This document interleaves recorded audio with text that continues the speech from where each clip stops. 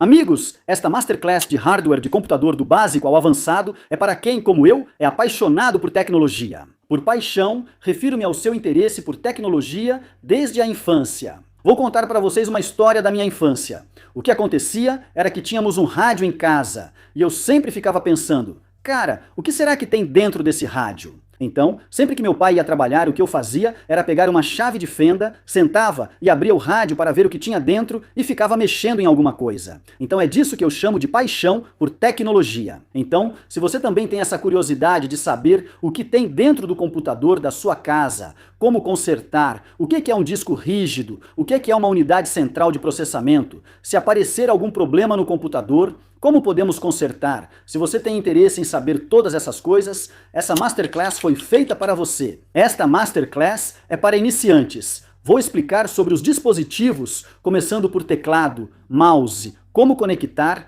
e depois entraremos no computador. Vou abrir o computador e mostrar como conectar e desconectar a RAM.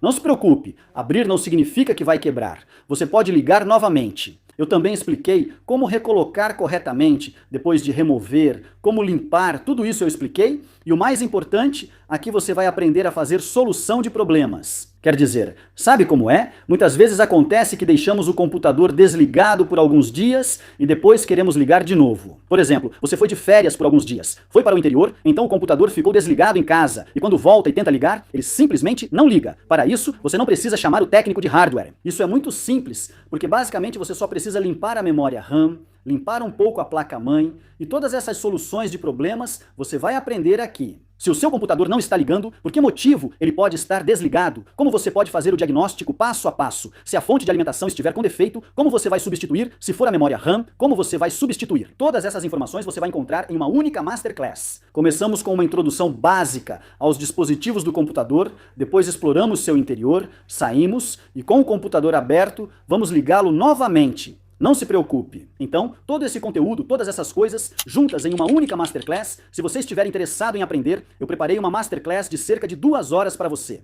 Então assista a este vídeo até o final e como eu me esforcei bastante, já vou pedir para você curtir, compartilhar e comentar. Você acaba esquecendo depois, né? Então deixa um like aí e me conta nos comentários o que você quer aprender a seguir, relacionado a hardware de computador. Com certeza eu vou tentar trazer esse episódio, certo? Primeiro, assista ao episódio inteiro.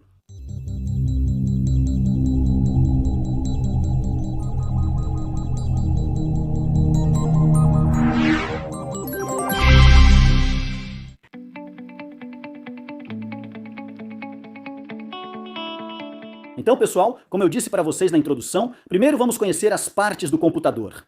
Sobre as partes do computador, deixa eu te contar que existem 3 tipos de dispositivos que todo mundo basicamente deveria conhecer. Dispositivos de entrada são os dispositivos pelos quais podemos inserir dados. Vou explicar de forma simples. Vou explicar em hindi. Dispositivos usados para fornecer dados ao computador são chamados de dispositivos de entrada. Os outros são chamados de dispositivos de processamento. Dispositivos de processamento, ou seja, aqueles que processam os dados. E os terceiros são os dispositivos de saída. Dispositivos de saída são aqueles através dos quais recebemos os dados do computador. Gostaria de mostrar agora quais são esses dispositivos. Eu vou mostrar os dispositivos que eu tenho aqui. Além disso, existem muitos outros dispositivos que vou mostrar para vocês nas imagens, porque eu não os tenho disponíveis aqui. Então primeiro eu vou mostrar para vocês o teclado, que é um dispositivo de entrada que eu tenho aqui. Vocês podem ver aqui. Vocês podem ver, este é o teclado, um dispositivo de entrada conectado para inserir dados no computador. Se a gente precisa digitar alguma coisa, seja dado numérico ou alfabético, usamos o teclado. Ou seja, é pelo teclado que inserimos dados, por isso ele é chamado de dispositivo de entrada pessoal.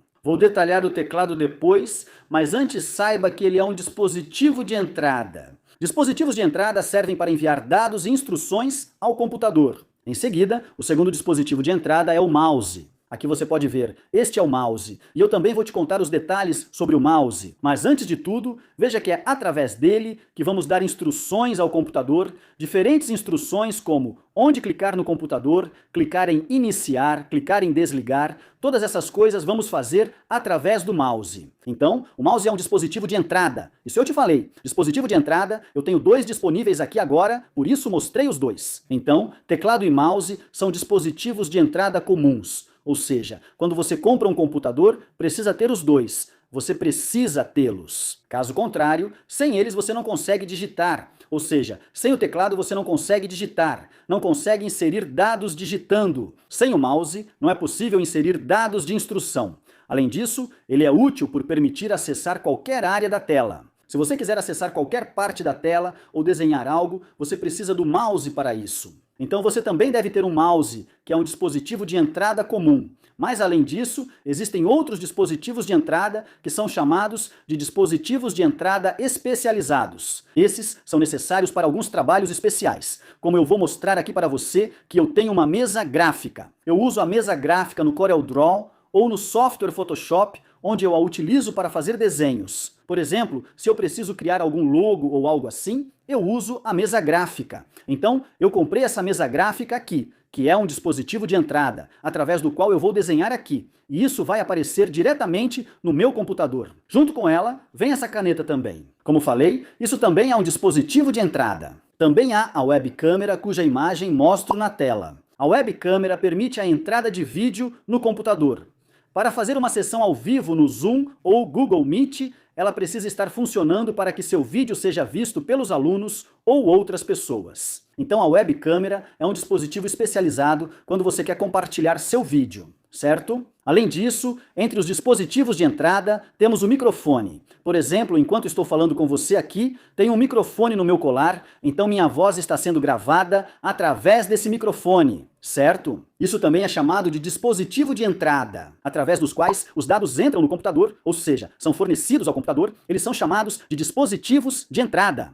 E entre os dispositivos de entrada, eu te falei sobre o teclado e o mouse, que são os dispositivos de entrada mais comuns, porque eles são essenciais. Além disso, há a webcam, a mesa digitalizadora que mencionei, o microfone e a caneta óptica usada para assinatura digital. Esses são dispositivos de entrada especializados, escolhidos conforme sua necessidade. Já aprendemos sobre os dispositivos de entrada. Quais são os dispositivos de entrada? Depois disso, temos os dispositivos de processamento.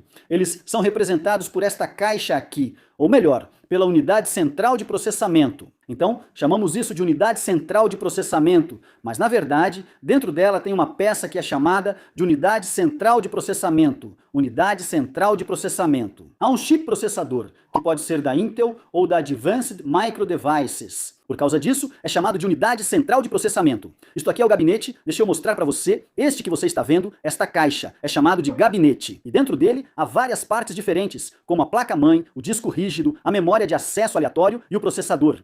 O processador principal, ou seja, a unidade central de processamento, é por causa dele que é chamado de unidade central de processamento, certo? E ele faz o trabalho de processamento, é como o cérebro do seu computador, você também pode chamar de coração, porque ele precisa ficar ligado 24 horas. Ou seja, sempre que você precisar trabalhar, ele deve estar funcionando. E também faz o trabalho técnico, por isso é chamado de cérebro. Então, o dispositivo de processamento, ou seja, todas as instruções que dermos ao computador, ele vai processar todas elas. Agora, nós damos as instruções pelo teclado. Por exemplo, se eu disser pelo teclado que quero abrir o Word para digitar uma carta, essa é a instrução que eu dei. Então, o processador vai entender, ele vai compreender que precisa abrir o Word para mim. Então, nos dispositivos de processamento aqui, seguem e processam as instruções que você dá. Lembre-se, todas as instruções que você der ao computador serão processadas e o computador vai te dar a saída. É necessário ter dispositivos para visualizar a saída. Usamos o monitor para visualizar. Aqui está o monitor, não preciso mostrar mais por enquanto. Todos já notaram o monitor? Só estou explicando rapidamente para você. Este é um dispositivo de saída e os dados recebidos são chamados de cópia digital, ou seja, tudo no monitor pode ser editado. Se você abre um documento do Word, pode editá-lo, certo? Esses são documentos digitais. Tudo o que você recebe do monitor... Existem diferentes tipos de monitores, como monitores de cristal líquido, LCD, e monitores de diodo emissor de luz, LED. Agora, você deve escolher um monitor de cristal líquido ou um de diodo emissor de luz. Se quiser, posso fazer um vídeo separado explicando isso em detalhes. Por enquanto, vamos ver aqui quais são as partes. Primeiro vamos entender isso. Depois disso, tem mais uma peça que eu vou colocar de lado. Esta é a impressora. É um dispositivo de saída, mas sua saída é chamada de cópia física. Por que é chamado de cópia física? Porque a saída que vem dele, depois de impressa, você não pode editar. Quando você faz uma impressão, o texto não pode ser apagado diferente do monitor onde isso é possível. A saída do monitor é chamada de cópia digital. A saída da impressora é chamada de cópia física.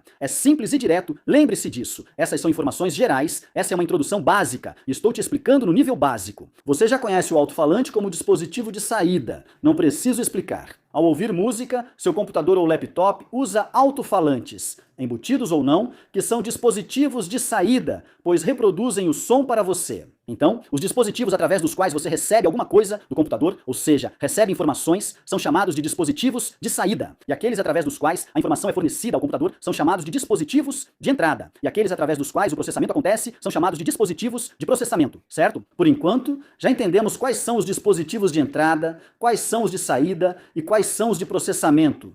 Vimos alguns detalhes sobre isso, mas agora na segunda parte vamos aprender como conectá-los. São coisas básicas, mas você precisa saber como conectar as peças no computador.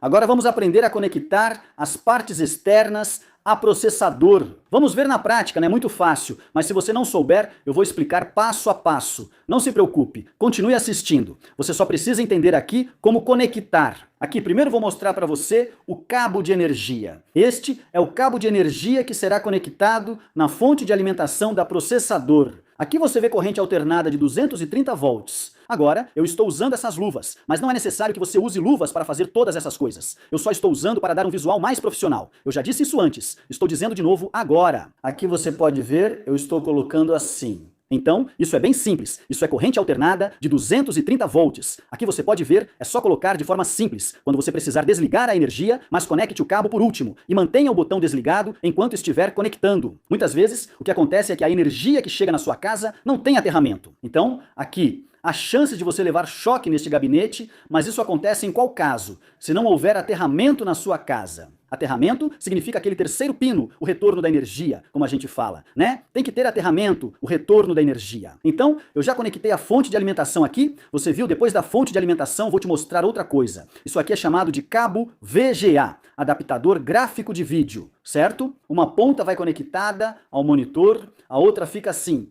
É assim que conecta uma ponta ao monitor e a outra ponta vai para o gabinete. Então, o que você precisa fazer para conectar isso? É simples. Lembre-se que dentro dele tem pequenas agulhas. Você não deve forçar. Se tentar encaixar do lado errado, essas agulhas entortam. E se entortarem, nunca mais vai encaixar. Depois você vai ter que trocar esse pino. De qualquer forma, esse pino não é muito caro. Você acha por 75 a 200 rúpias, mas use direito para não desperdiçar dinheiro. Então aqui eu vou mostrar para você, então veja aqui, eu vou dar um zoom e mostrar para você bem de perto na câmera. Então está colocado corretamente assim. Se você tentar colocar do lado errado, não encaixa. Mesmo forçando, o pino entorta, não está encaixando. Estou apenas mostrando um exemplo, mas você verá facilmente de que lado encaixa e pronto. Depois de encaixar, tem esse parafuso aqui, você só precisa apertar ele daqui. E quando for tirar, primeiro solte o parafuso e depois retire. Então, depois de tirar, não tem dificuldade nenhuma. Na hora de remover, é só afrouxar isso aqui, puxar e pronto. Se você já tem um computador com o pino instalado e quer remover, pode abrir facilmente.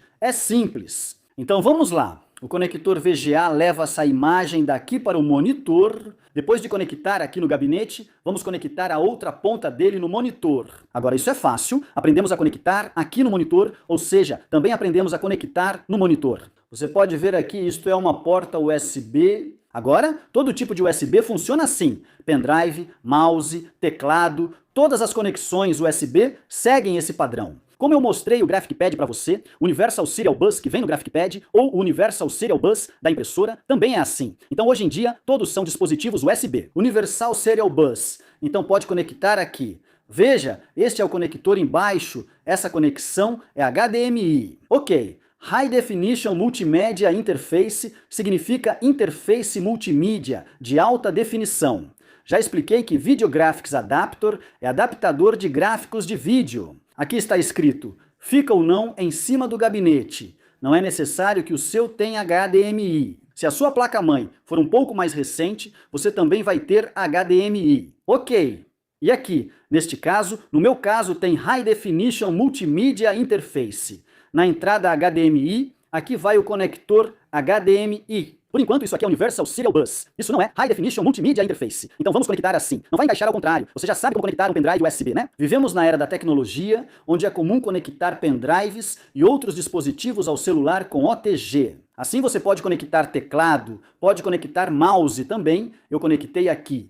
E esse é o seu conector de 3,5 milímetros, que é para você ouvir som, ou seja, se quiser ouvir músicas no seu sistema. Então aqui você deve conectar no pino do meio, aquele que está vendo, o pino verde. Lembre-se disso, tem que conectar no pino do meio quando quiser ouvir som. E se você tiver um fone de ouvido em que o pino do microfone é separado, conecte o pino do microfone aqui e o pino do fone de ouvido aqui. Este é para o microfone, este para o fone de ouvido e há uma entrada extra para amplificador e outros dispositivos. Você pode conectar assim, mas só ouvirá músicas ao conectar o pino. Agora, aqui embaixo você também vai ver algumas conexões. Então você pode dizer que aqui tem uma entrada VGA, aqui você está vendo a entrada DVI. Então por que existe esse adaptador de vídeo gráfico? O adaptador de vídeo gráfico está em cima, como você pode ver. Então por que há uma entrada aqui? Porque foi instalada uma placa de vídeo. Se você instalar uma placa de vídeo no seu sistema, então conecte o cabo VGA aqui. Não é para conectar aqui. Então se você conectar o cabo VGA aqui e não aparecer imagem, não aparecer imagem, não aparecer imagem, você vai ficar tentando descobrir o problema. Se a placa de vídeo estiver aqui, conecte o cabo VGA nela, pois essa é a saída. Neste caso, meu sistema possui uma placa de vídeo. Neste sistema aqui, então é para isso que serve essa parte. Esse é um sistema um pouco mais antigo, talvez você esteja vendo um pouco de poeira também. Mas é assim que você deve fazer a verificação, como eu expliquei aqui para você. Basicamente, você precisa entender como fazer a conexão do painel traseiro do sistema. Isso é muito fácil e eu já expliquei corretamente para você. Se você seguir desse jeito, é isso. Além disso, aqui temos mais uma conexão. Como você pode ver, este é o seu conector RJ45. Chamamos isso de cabo de rede, instalado pelo pessoal da internet em casa. E vamos conectá-lo aqui. Aqui você deve ver.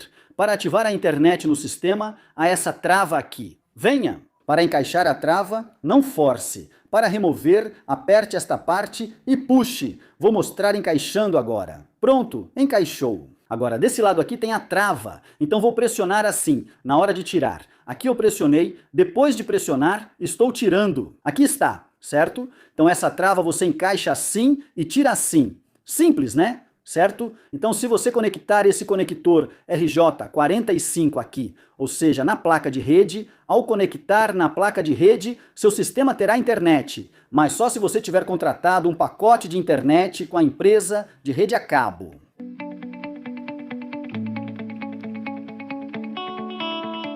Então aqui, amigos, estou mostrando, este é o meu computador. Eu vou abrir e mostrar para vocês agora. Antes de abrir, vou explicar.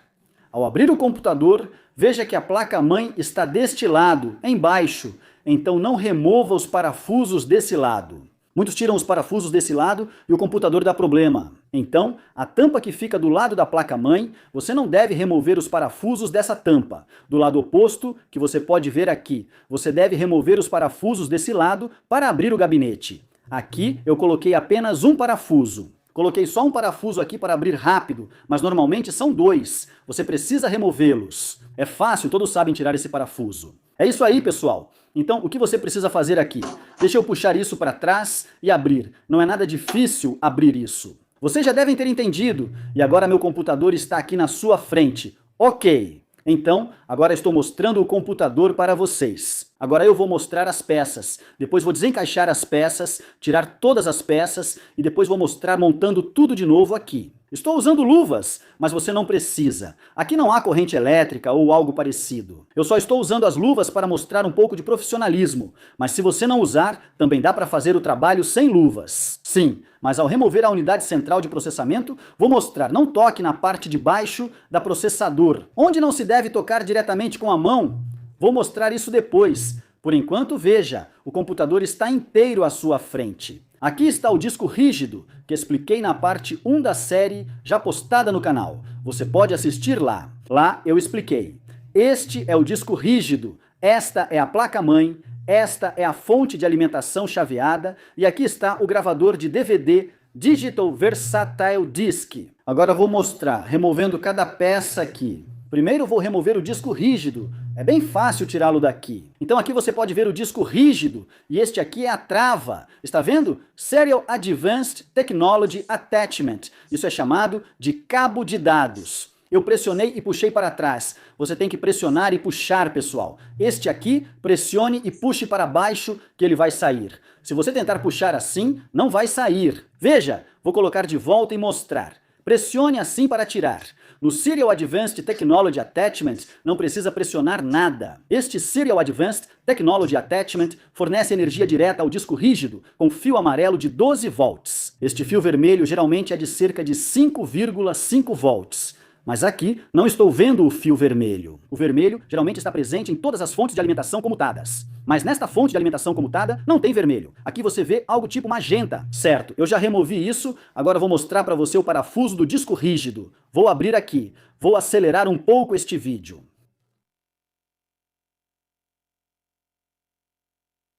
Já removi o disco rígido daqui. Está vendo? Como falei na parte 1, este é outro disco rígido. Aqui temos discos de diferentes capacidades. Este é o meu disco rígido azul. É da WD Western Digital. Western Digital.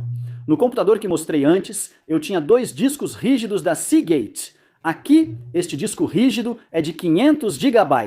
Este é um disco rígido SATA. Serial Advanced Technology Attachment. E se você olhar agora, o mais recente é o Solid State Drive. Há 2 tipos desses discos rígidos, já expliquei a diferença em vídeo. Entre o disco rígido SATA e o SSD, qual é melhor? Se você quiser saber, tem um vídeo sobre isso no canal. Deixarei o link na descrição. Já informei a capacidade deste disco rígido. Para checar a garantia, use o número da peça e outras informações para pesquisar no Google por Western Digital e verificar a garantia. Por enquanto, vou deixar esse disco rígido de lado. E agora vou mostrar para você que aqui tem um gravador de DVD. Você também deve remover as conexões do gravador de DVD do mesmo modo, pois está travado. Apertei e soltei. Este também tem cabos SATA de dados e de energia, ou seja, o cabo de energia. Removi tanto o cabo SATA de dados quanto o cabo SATA de energia. Agora, aqui não é necessário abrir o gravador de Digital Versatile Disc. Vamos deixá-lo assim mesmo, porque normalmente não tem nada dentro do gravador de DVD. Só estou mostrando como remover o cabo e vou explicar como conectar o cabo. Se você remover esses parafusos, também pode tirar ele como um disco rígido, mas não tem muita coisa para explicar ali. O que realmente precisamos ver e entender melhor é a nossa placa-mãe. Separe todos os parafusos retirados, pois precisaremos recolocá-los. Se caírem, não será possível prender os dispositivos novamente. Muitos parafusos acabam se perdendo. Quando eu ensino hardware para meus alunos, eles vivem perdendo os parafusos. Aviso antes, irmão, ao tirar os parafusos, separe-os, pois depois teremos que recolocar cada um no lugar certo. Por isso, sempre coloque-os de lado. Aqui está a fonte de alimentação, a placa-mãe, e vou desconectar todas as conexões da placa-mãe para depois mostrar como reconectá-las. Assista até o fim para aprender tudo sobre placa-mãe e fonte de alimentação chaveada. Então, o que vou fazer? Primeiro vou mostrar para você, esta é a placa-mãe e agora removo o cabo SATA conectado aqui. Então, como eu removi isso? Vou mostrar para você. Aqui você pode ver os 2 cabos SATA que eu tinha conectado ao disco rígido e ao gravador de DVD. Vou pressionar as travas dos 2 cabos SATA aqui. Eles também têm um trava, então vou pressionar, aqui tem uma trava, vou pressionar e puxar para cima. Assim eles vão sair. E esse cabo SATA vai funcionar em qualquer um dos 2. Não precisa se preocupar se é para o disco rígido ou para o gravador de DVD. Você pode usar esse cabo tanto no gravador de DVD quanto no disco rígido, pois os 2 cabos são iguais. E se você conectar esse lado aqui ou aquele lado ali, também vai funcionar porque ambos os lados têm conexões semelhantes. Só que os tipos de trava são diferentes. Se você quiser conectar para o disco rígido, pode fazer assim. Desse jeito você pode conectar ou também pode encaixar na placa-mãe. Na placa-mãe há várias conexões Serial Advanced Technology Attachment disponíveis, permitindo conectar mais discos rígidos. Veja, tenho 4 portas Serial Advanced Technology Attachment aqui. Eu posso conectar 4 cabos Serial Advanced Technology Attachment, assim. E também posso conectar 4 discos rígidos. É simples, só precisa lembrar disso. É muito simples conectar esses cabos Serial Advanced Technology Attachment. Vamos deixar o cabo Serial Advanced Technology Attachment de lado e tirar isso também. Está embalado. Vamos abrir agora. Pronto, coloquei esse cabo aqui de lado também, pessoal. Agora vocês podem ver aqui que o próximo que eu preciso tirar é esse conector grande de energia da fonte de alimentação. Esses fios todos que vocês estão vendo aqui são os cabos de energia vindos da Switch de Mode Power Supply que estão sendo conectados à placa-mãe aqui. Chamamos isso de energia corrente contínua. Este é o conector Advanced Technology Extended, nosso conector, e o de energia de 12 volts. Aqui há dois conectores. Então, o que eu vou fazer é remover esse conector de energia Advanced Technology Extended. Depois de tirar ele, eu vou mostrar para vocês como eu fiz para remover, porque aí vocês vão conseguir ver o que eu fiz para tirar ele daqui. Aqui, essa trava, eu apertei ele, depois de apertar, ele abre. Esse mecanismo abre assim e depois de abrir, ele destrava. Aí é só puxar para cima diretamente. Para encaixar, coloque em cima e pressione. Para remover, segure, aperte e puxe. Esse é o conector de energia Advanced Technology Extended. Nele, você encontra cerca de 24 pinos. Lembre-se disso, vou te mostrar. Isso pode ser removido assim. Porque cada fonte de alimentação chaveada tem essa personalização. Nos antigos motherboards eram só 20 pinos, era necessário apenas energia de 20 pinos. Mas agora, nos novos motherboards, todos eles precisam de energia de 24 pinos. Então isso aqui é encaixado assim nesse slot. E esse conector de 24 pinos está sendo usado neste motherboard. Mas se você estiver usando uma fonte de alimentação comutada em um motherboard antigo, então não há necessidade de usar o conector de 24 pinos. Basta remover essa parte e conectar só a parte necessária. É para isso que isso foi feito, pessoal. Então é simples, se isso sair, não tem motivo para se preocupar. Muitas pessoas dizem, poxa, como isso saiu? Então, como colocar de volta? É só encaixar aqui nesse espaço, pronto, está feito. E depois você pode conectar de novo. Eu já expliquei como tirar e como colocar de volta. Este é o conector de energia ATX. Vamos deixá-lo de lado e remover também o conector de 12 volts. Eu também pressionei aqui e removi isso. Agora preste atenção na placa-mãe. Vou mostrar para você. Este é o conector de energia ATX, de 24 pinos. Bem ao lado dele está o conector de energia de 12 volts. Na minha placa-mãe, no meu caso é assim, mas na sua placa-mãe pode não ser igual, porque cada placa-mãe tem conexões diferentes disponíveis aqui. Esse conector de energia de 12 volts pode estar deste lado, perto do ventilador, ou então o conector de energia ATX pode estar deste lado, perto da memória RAM, ele também pode ficar deste lado da placa-mãe. Já mencionei um vídeo sobre placa-mãe e deixarei o link na descrição.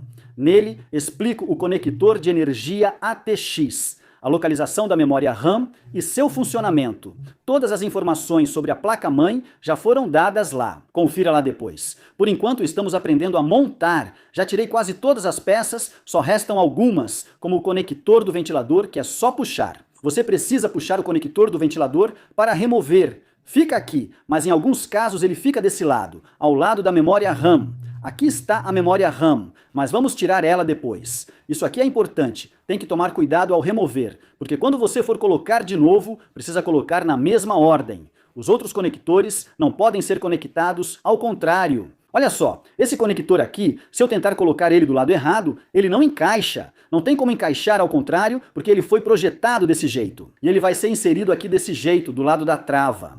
Mas deixa eu te falar uma coisa. Esses conectores aqui são chamados de conectores do painel frontal. E se você tirar eles uma vez, eles podem ser conectados ao contrário também. Não conecte ao contrário, coloque corretamente. Vou mostrar e explicar como conectar.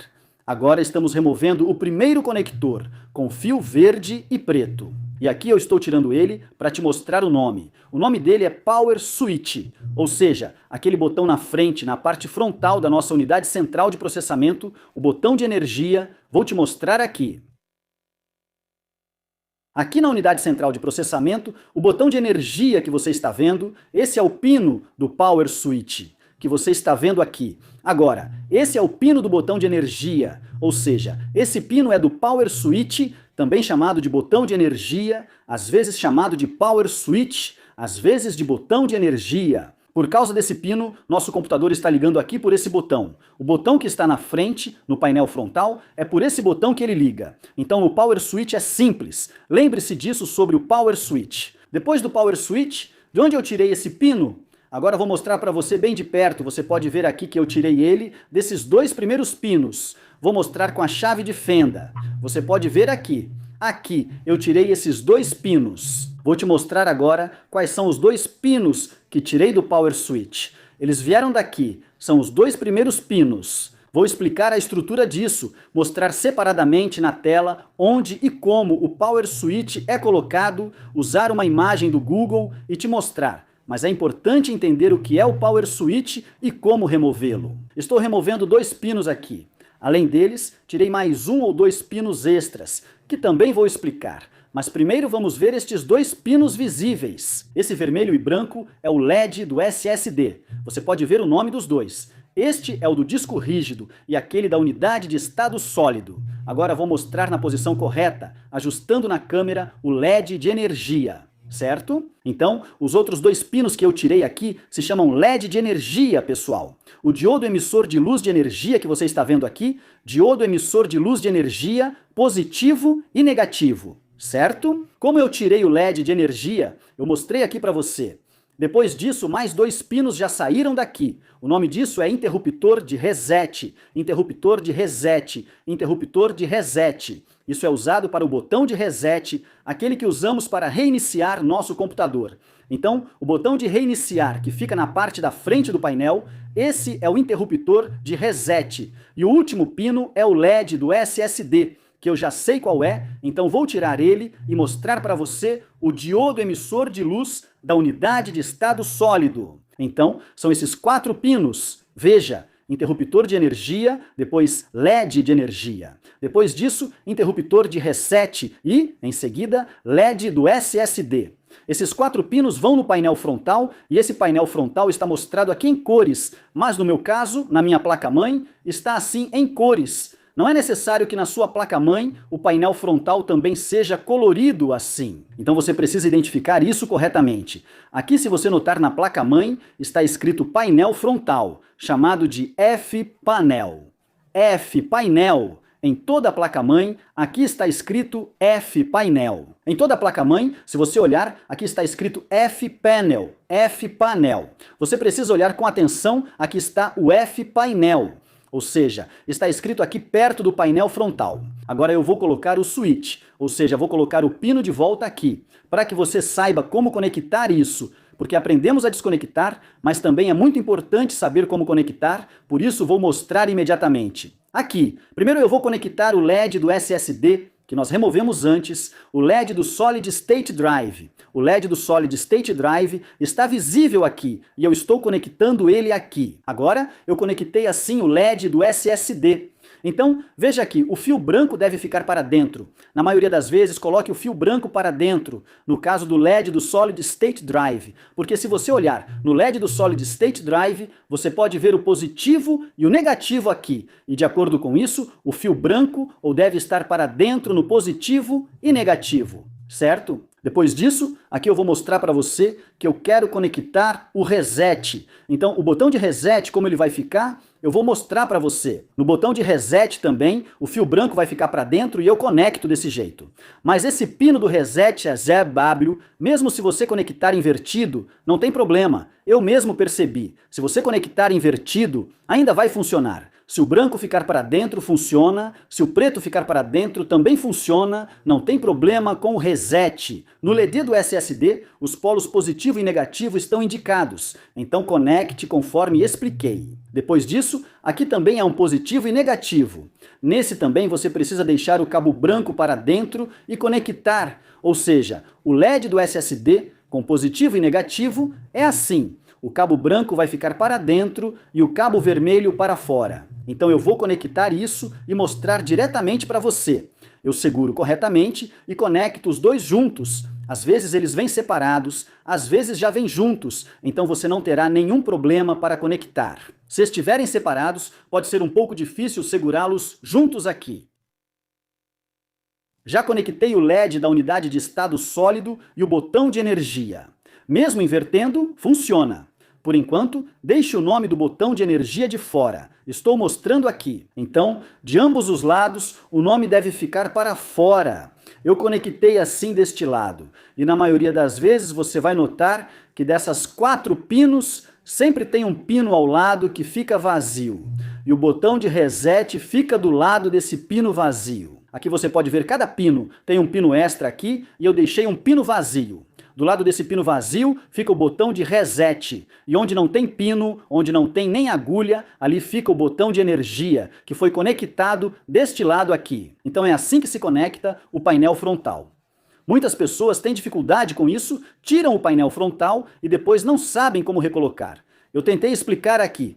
Estou mostrando uma imagem do painel frontal do gabinete que está aparecendo na sua tela agora. E olhando para essa imagem, você pode entender como é feita a conexão do painel frontal. Geralmente, quando você está removendo o painel frontal da placa-mãe ou desconectando, é importante observar atentamente como ele foi conectado. Ou então, grave um vídeo com o seu celular e na hora de recolocar, assista novamente para notar os detalhes. Porque, se for a primeira vez que você está fazendo isso, pode ficar um pouco apreensivo com os cabos e talvez não esteja tão familiarizado com os cabos ou com as peças eletrônicas, então esses problemas costumam acontecer. Eu notei que muitos estudantes esquecem de onde tiraram cada cabo, então é melhor gravar um vídeo com o celular.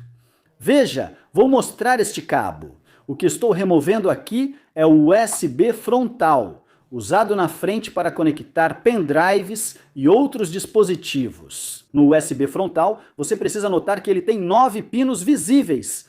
Normalmente, são 8 cabos, mas tem 9 pinos porque, ao conectar, falta um pino para evitar que você conecte de forma errada. Então, o 10º pino nem existe aqui. São 9 pinos e 9 buracos. E mesmo assim, você vai ver 9 pinos, mas apenas 8 ficam ativos. É por esses 8 pinos que ocorre a transferência de dados. Veja aqui, dentro dele faltam 2 cabos, certo? Isso é feito justamente para que você não cometa um erro ao conectar, para não colocar do lado errado. Então, do lado onde você vê que não tem pino, olha aqui, no USB não tem agulha desse lado. E desse lado também não tem. Então é só encaixar corretamente desse jeito. Aqui eu já conectei, este é o USB frontal, e ao lado dele você encontra outro USB. Na frente fica o Universal Serial Bus 2, Universal Serial Bus 1 e Universal Serial Bus 2. É assim que fica.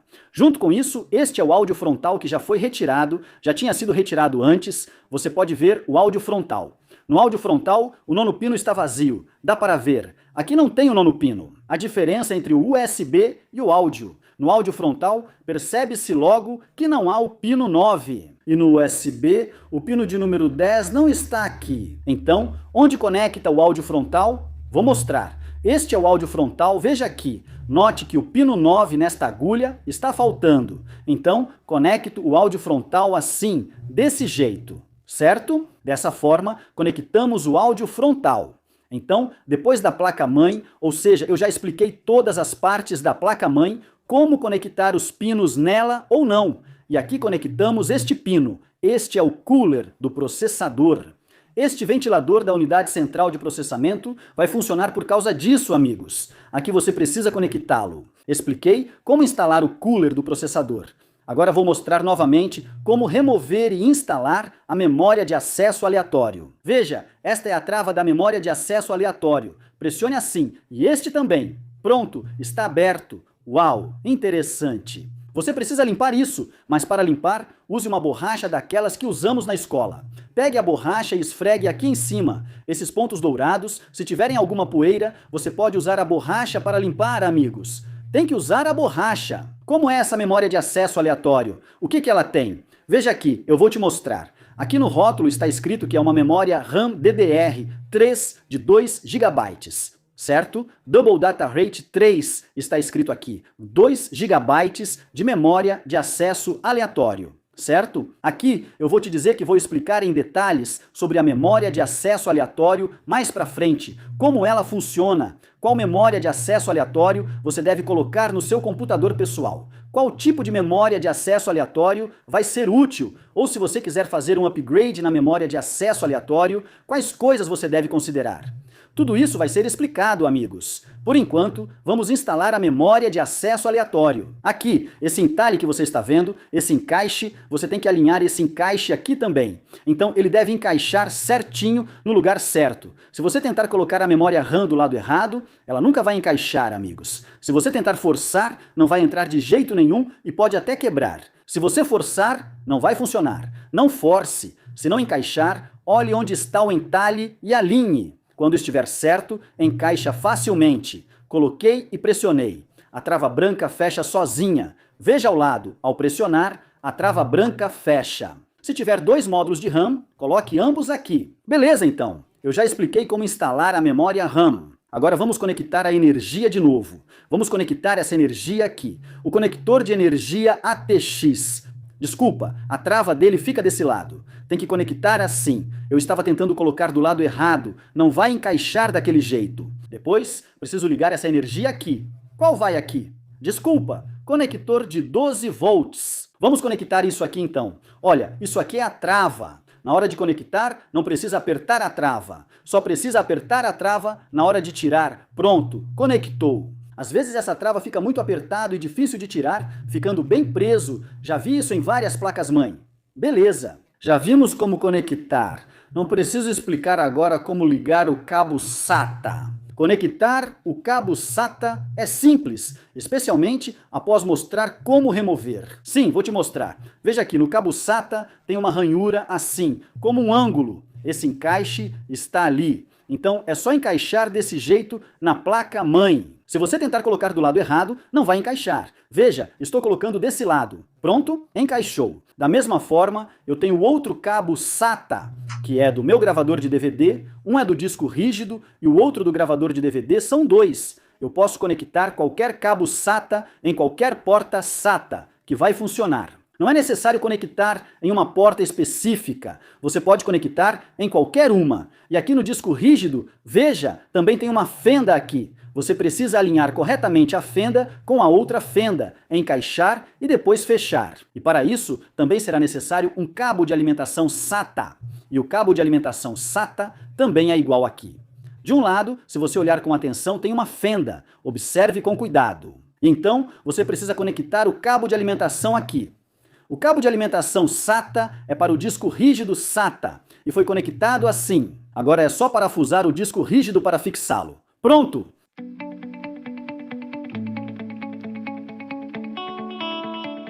Aqui você pode ver o gabinete. Claro, minha fonte de alimentação está funcionando, mas eu trouxe este gabinete só para demonstração. Agora, eu abri e deixei aqui. Você sabe como abrir isso porque eu já expliquei na parte de hardware. Já enviei muitos tutoriais no meu canal, lá eu expliquei isso, então eu abri isso agora.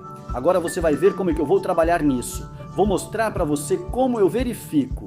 Agora, você pode ver que a fonte de alimentação está instalada neste gabinete e o cabo que fornece corrente contínua está conectado à placa-mãe. Você precisa remover este conector aqui. Isso é chamado de conector de alimentação ATX. Vou removê-lo. Ao remover, há uma trava aqui. Preste atenção aqui. Tem uma trava aqui. Você precisa pressioná-la e puxar assim.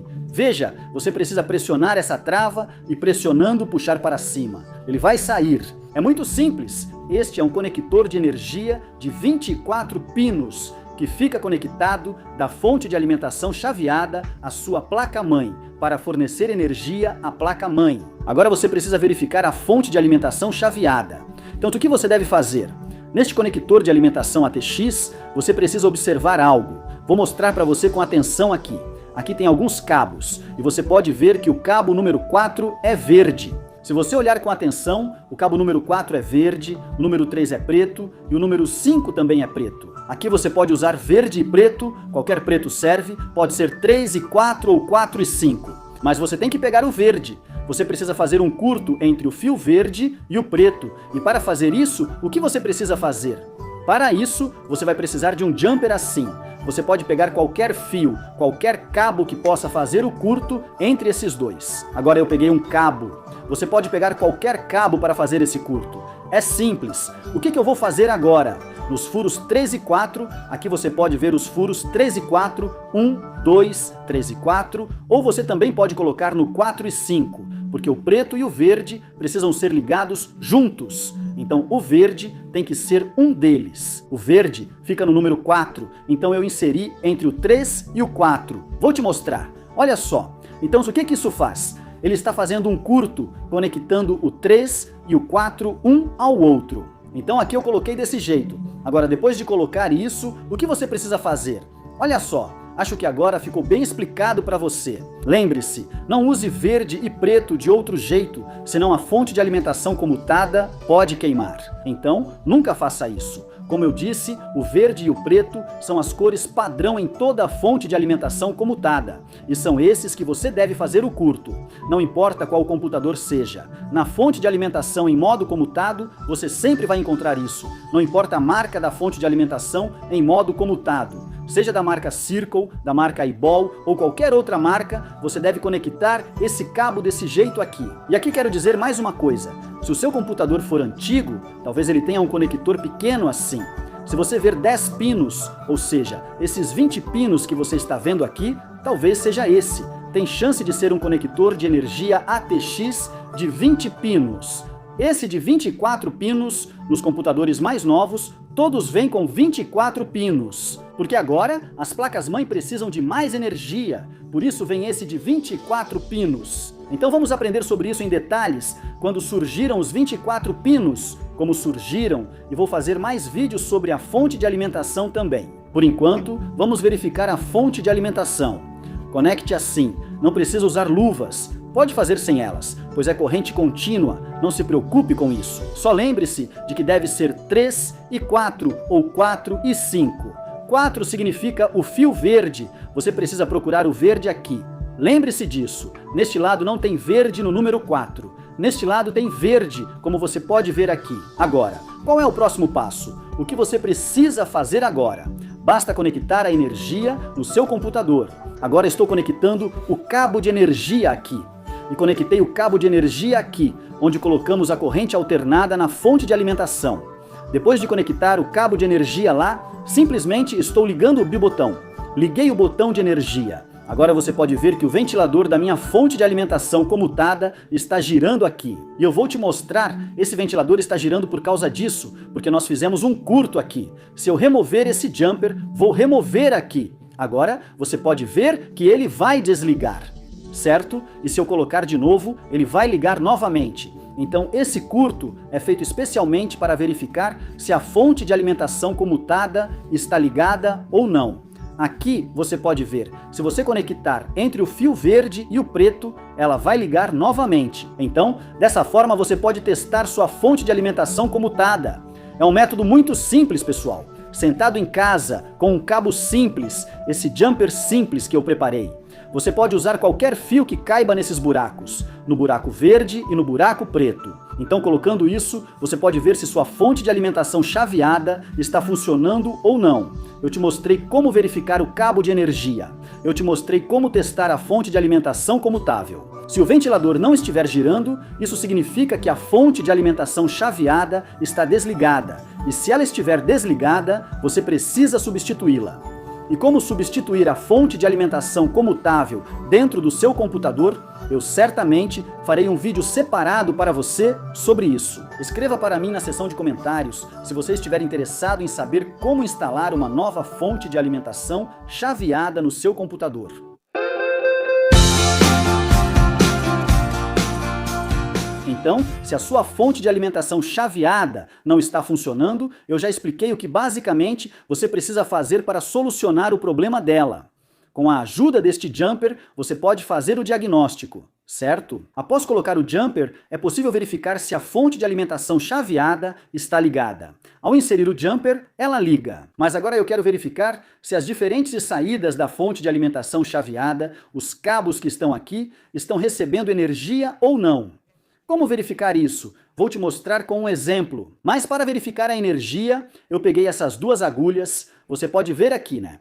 Você pode chamar de duas agulhas de teste. O que são basicamente? Aqui você pode ver para onde essas conexões estão indo. Elas estão conectadas ao multímetro. Então, você deveria comprar um multímetro. Para aprender hardware em nível mais avançado, você precisará gastar cerca de 150 a 200 reais, valor do multímetro. E aqui você pode ver que eu coloquei em corrente contínua porque eu quero verificar a energia. Corrente contínua. Aqui desse lado é para corrente contínua, aqui você pode verificar a energia de corrente alternada e aqui você pode verificar a resistência, como você pode ver o símbolo de ohm. Então, por enquanto, estamos verificando a energia de corrente contínua com o multímetro, por isso coloquei em corrente contínua aqui. Aqui a leitura está mostrando 00. Agora, o que eu vou fazer? Minha fonte de alimentação chaveada está ligada. Você pode ver aqui que o ventilador está girando. Veja esta fonte de alimentação chaveada. Aqui tenho outro processador. Da última vez era uma diferente. Então agora aqui você pode ver outro gabinete. Aqui você pode ver claramente que o ventilador da fonte de alimentação chaveada está girando. Agora eu gostaria de mostrar para você que isso que você está vendo é o cabo de energia. Ok? Quero dizer, aqui eu pego este aqui. Este é de 12 volts. Então, neste cabo amarelo tem energia de 12 volts. Mas não é necessário que sempre seja 12 volts. Às vezes pode ser 11,5, às vezes pode ser até 13. Então agora, basicamente, vamos verificar quantos volts tem aqui dentro. Então aqui, essa ponta de prova preta, você precisa colocar ela aqui dentro do fio preto. Vou te mostrar. Simplesmente, você pode ver, estou colocando aqui. E depois disso, vamos ver qual leitura aparece no multímetro. Então aqui, vou te mostrar isso. Agora estou conectando aqui. E agora, você pode ver no multímetro que está aparecendo alguma leitura lá, que é 14 ponto alguma coisa. Você pode ver a leitura aqui. Então está mostrando 14 volts aqui, e está mostrando que tem 14 volts de energia aqui dentro. Por que tem 14 volts aqui? Porque essa é minha fonte de alimentação chaveada, como você pode ver ao lado dela. Eu vou te mostrar. Isso aqui é de 450 watts. Normalmente, uma fonte de alimentação chaveada não tem tanta potência. Eu comprei uma fonte de alimentação comutável um pouco mais cara para esse circuito. Se você tiver essa fonte de alimentação comutável no seu gabinete, você pode usar até placa de vídeo e tudo mais. É uma fonte de alimentação comutável grande, de boa qualidade. Então, por causa dessa fonte de alimentação chaveada, está mostrando aqui quase 14 volts. Normalmente, se você verificar a sua fonte de alimentação comutável, essa energia que aparece para você será de 12 volts. Então, eu já conferi a energia de 12 volts e vou mostrar para você conferindo outra energia. Aqui, a minha fonte de alimentação chaveada já está funcionando. Você pode ver que o ventilador está girando ali e a gente precisa conferir enquanto está ligada. Só assim vamos saber. Você precisa conectar isso no preto. Lembre-se, você tem que colocar as agulhas no preto. Pegue qualquer fio preto. Se você usar o preto de qualquer um deles, também vai funcionar. Não tem problema. Eu estou conectando isso no preto agora. Aqui você pode ver que estou conectando no preto e deste lado estou conectando no laranja agora. Estou conferindo o primeiro pino. Agora você pode ver no multímetro. Aqui deveria ter cerca de 3,5 volts, mas está mostrando 4 volts, pois deve ficar entre 3 e 4 volts. Se você conectar no laranja, depois do laranja, vou mostrar para você verificando no vermelho. Estou conectando no vermelho e mostrando para você agora. As conexões vermelhas você pode ver aqui. Este é o número 4. Então, você pode ver quanto está dando no vermelho. Verifique no multímetro. Está mostrando 6,15 volts. Normalmente fica em 5 volts se você olhar em uma fonte de alimentação chaveada, padrão, ou se você procurar no Google, vai ver que a energia do vermelho é 5 volts na fonte de alimentação comutável. Ok? Então, geralmente estamos verificando isso com a fonte ligada e estamos testando com a fonte de alimentação chaveada. Por isso estamos vendo essa quantidade de energia aqui. Então, basicamente, você pode verificar assim com o multímetro se a energia que está chegando na sua fonte de alimentação chaveada está correta ou não. Em qual cabo não está chegando energia, como por exemplo, se não está chegando no conector de 12 volts ou se não está chegando energia aqui. Então, basicamente, eu mostrei para você um jeito de verificar a energia, como se faz a medição com o multímetro. a energia de corrente contínua, basicamente, podemos verificar assim. Então, irmão, agora você viu como fazer o troubleshooting da fonte de alimentação chaveada, mas basicamente você só precisa fazer o troubleshooting quando não está chegando energia. Mas agora a energia está chegando, só que no computador está saindo um som, tipo um bip. Está dando 3 bips. Eu estou fazendo o som bip, bip, bip, ok? Então, esse tipo de som está saindo. Depois, não aparece nada na tela. Se esse for o seu problema, o que você deve verificar no troubleshooting? Você deve ir até a memória de acesso aleatório e limpá-la. Esta é a memória de acesso aleatório que você está vendo, sobre a qual eu já falei antes. Então aqui eu estou pressionando esta trava. Eu vou tirar ela e depois de tirar, vou limpá-la. Eu vou limpá-la com uma borracha. Aqui está a borracha, ela é bem velha. Na verdade, eu venho usando ela há muito tempo, por isso está velha. Mas precisamos da borracha aqui porque precisamos limpar esses pontos dourados. Qualquer borracha serve, mas você tem que passar a borracha apenas nesses pontos dourados assim. Lembre-se, o circuito integrado aqui não deve ser tocado pela borracha, só precisa passar nos pontos dourados. Eu já limpei esta memória de acesso aleatório, só estou mostrando como exemplo para você. Eu vou passar desse lado e também do outro lado.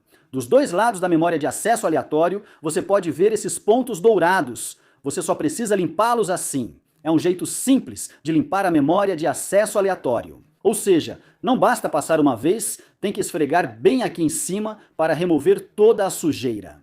Quando o meu computador fica desligado por 10 ou 15 dias, acumula ferrugem ou poeira, o que pode impedir que a imagem apareça e causar apenas o som de bip. Então, um dos motivos para o display não aparecer pode ser a memória de acesso aleatório. Existem outros motivos além da memória de acesso aleatório, mas ela é uma das principais causas do som de bip. Mas às vezes acontece de não sair nenhum som de bip do sistema, porque o detector de erro, o alto-falante que fica na placa-mãe do sistema, não está presente. No seu caso, se não tiver o alto-falante, existe um alto-falante interno pequeno que avisa se houver algum erro no seu sistema. Como você deve ter notado, às vezes assim que liga o sistema, ele faz um som de bip. O som de bip significa que está tudo certo e depois disso o sistema inicia normalmente. Se houver erro no sistema, o alto-falante emite vários bips. Um único bip indica que está tudo certo e o sistema iniciará normalmente. Mas no seu sistema pode ser que nem tenha aquele alto-falante pequeno. No meu caso, se você olhar na minha placa-mãe, não tem esse alto-falante aqui. Então, no meu sistema não tem som de bip, certo? No seu caso também tem esse pequeno alto-falante. Estou mostrando a imagem dele na tela. Ele fica na sua placa-mãe e é responsável pelo som de bip. Se ouvir um bip, seu sistema está ok e ligou normalmente. Se ouvir vários bips, será necessário limpar a memória RAM, certo? Ok. Isso que eu te expliquei é o motivo de não aparecer imagem. Limpar a memória RAM. Recoloque a memória RAM. Como colocar? Alinhe a ranhura com a ranhura. Veja que essa ranhura está do lado oposto, então alinhe corretamente. Tem que encaixar direito. Se colocar do lado errado, não vai encaixar. Não force, certo? Nunca force esses dispositivos. Coloque reto e pressione levemente. Pronto, as duas travas se encaixam automaticamente. É isso. Então, eu expliquei sobre a memória RAM, basicamente como você deve fazer a solução de problemas na memória RAM. Nós vimos a fonte de alimentação chaveada, Switched Mode Power Supply. Vimos a solução de problemas da memória RAM. Agora, vou te mostrar que aqui tem uma bateria, a bateria CMOS, Complementary Metal Oxide Semiconductor. Agora, como é feita a solução de problemas dela? Isso é simples. Se o horário do seu computador não está correto, significa que a bateria CMOS, Complementary Metal Oxide Semiconductor, está vencida ou já expirou. Lembre-se disso. Então, vou te mostrar como remover ela. Veja, estou pressionando aqui com a chave de fenda. Simplesmente pressionei aqui e ela saiu. A bateria CMOS mantém o horário do sistema atualizado, mantendo corretas a data e a hora dos arquivos que você salva. Ao desligar e ligar o computador no dia seguinte, ele mostra o horário correto. Não vai mostrar o horário atual. Se essa bateria acabar, irmão, vai dar problema. Sempre que ligar o sistema, vai mostrar meio-dia. O horário sempre começa do meio-dia. Então você precisa lembrar disso. Isso é o que significa a bateria Complementary Metal Oxide Semiconductor, ou seja, semicondutor de óxido metálico complementar. Esse é o nome completo dela. Mas o que você vai fazer com o nome completo? O importante é lembrar que essa bateria Complementary Metal Oxide Semiconductor mantém o BIOS atualizado. E para isso, você só precisa gastar 75 rúpias. No máximo 75, às vezes até por 50 rúpias você encontra. Você precisa comprar isso. Ela dura 3 anos. Se comprou um sistema novo, não se preocupe. Ele dura 3 anos. Depois, basta trocar. É simples. Só retirar. Você acha em qualquer loja de hardware. Mas por que ela é necessária? Para que o horário seja gerado corretamente. Lembre-se de uma dica de solução de problemas que é importante. O resto das soluções de problemas é simples, tipo tirar o cabo e colocar o cabo direito. Aí funciona. Agora, uma solução importante ligada à sua unidade central de processamento. Agora você pode ver muita poeira aqui no processador.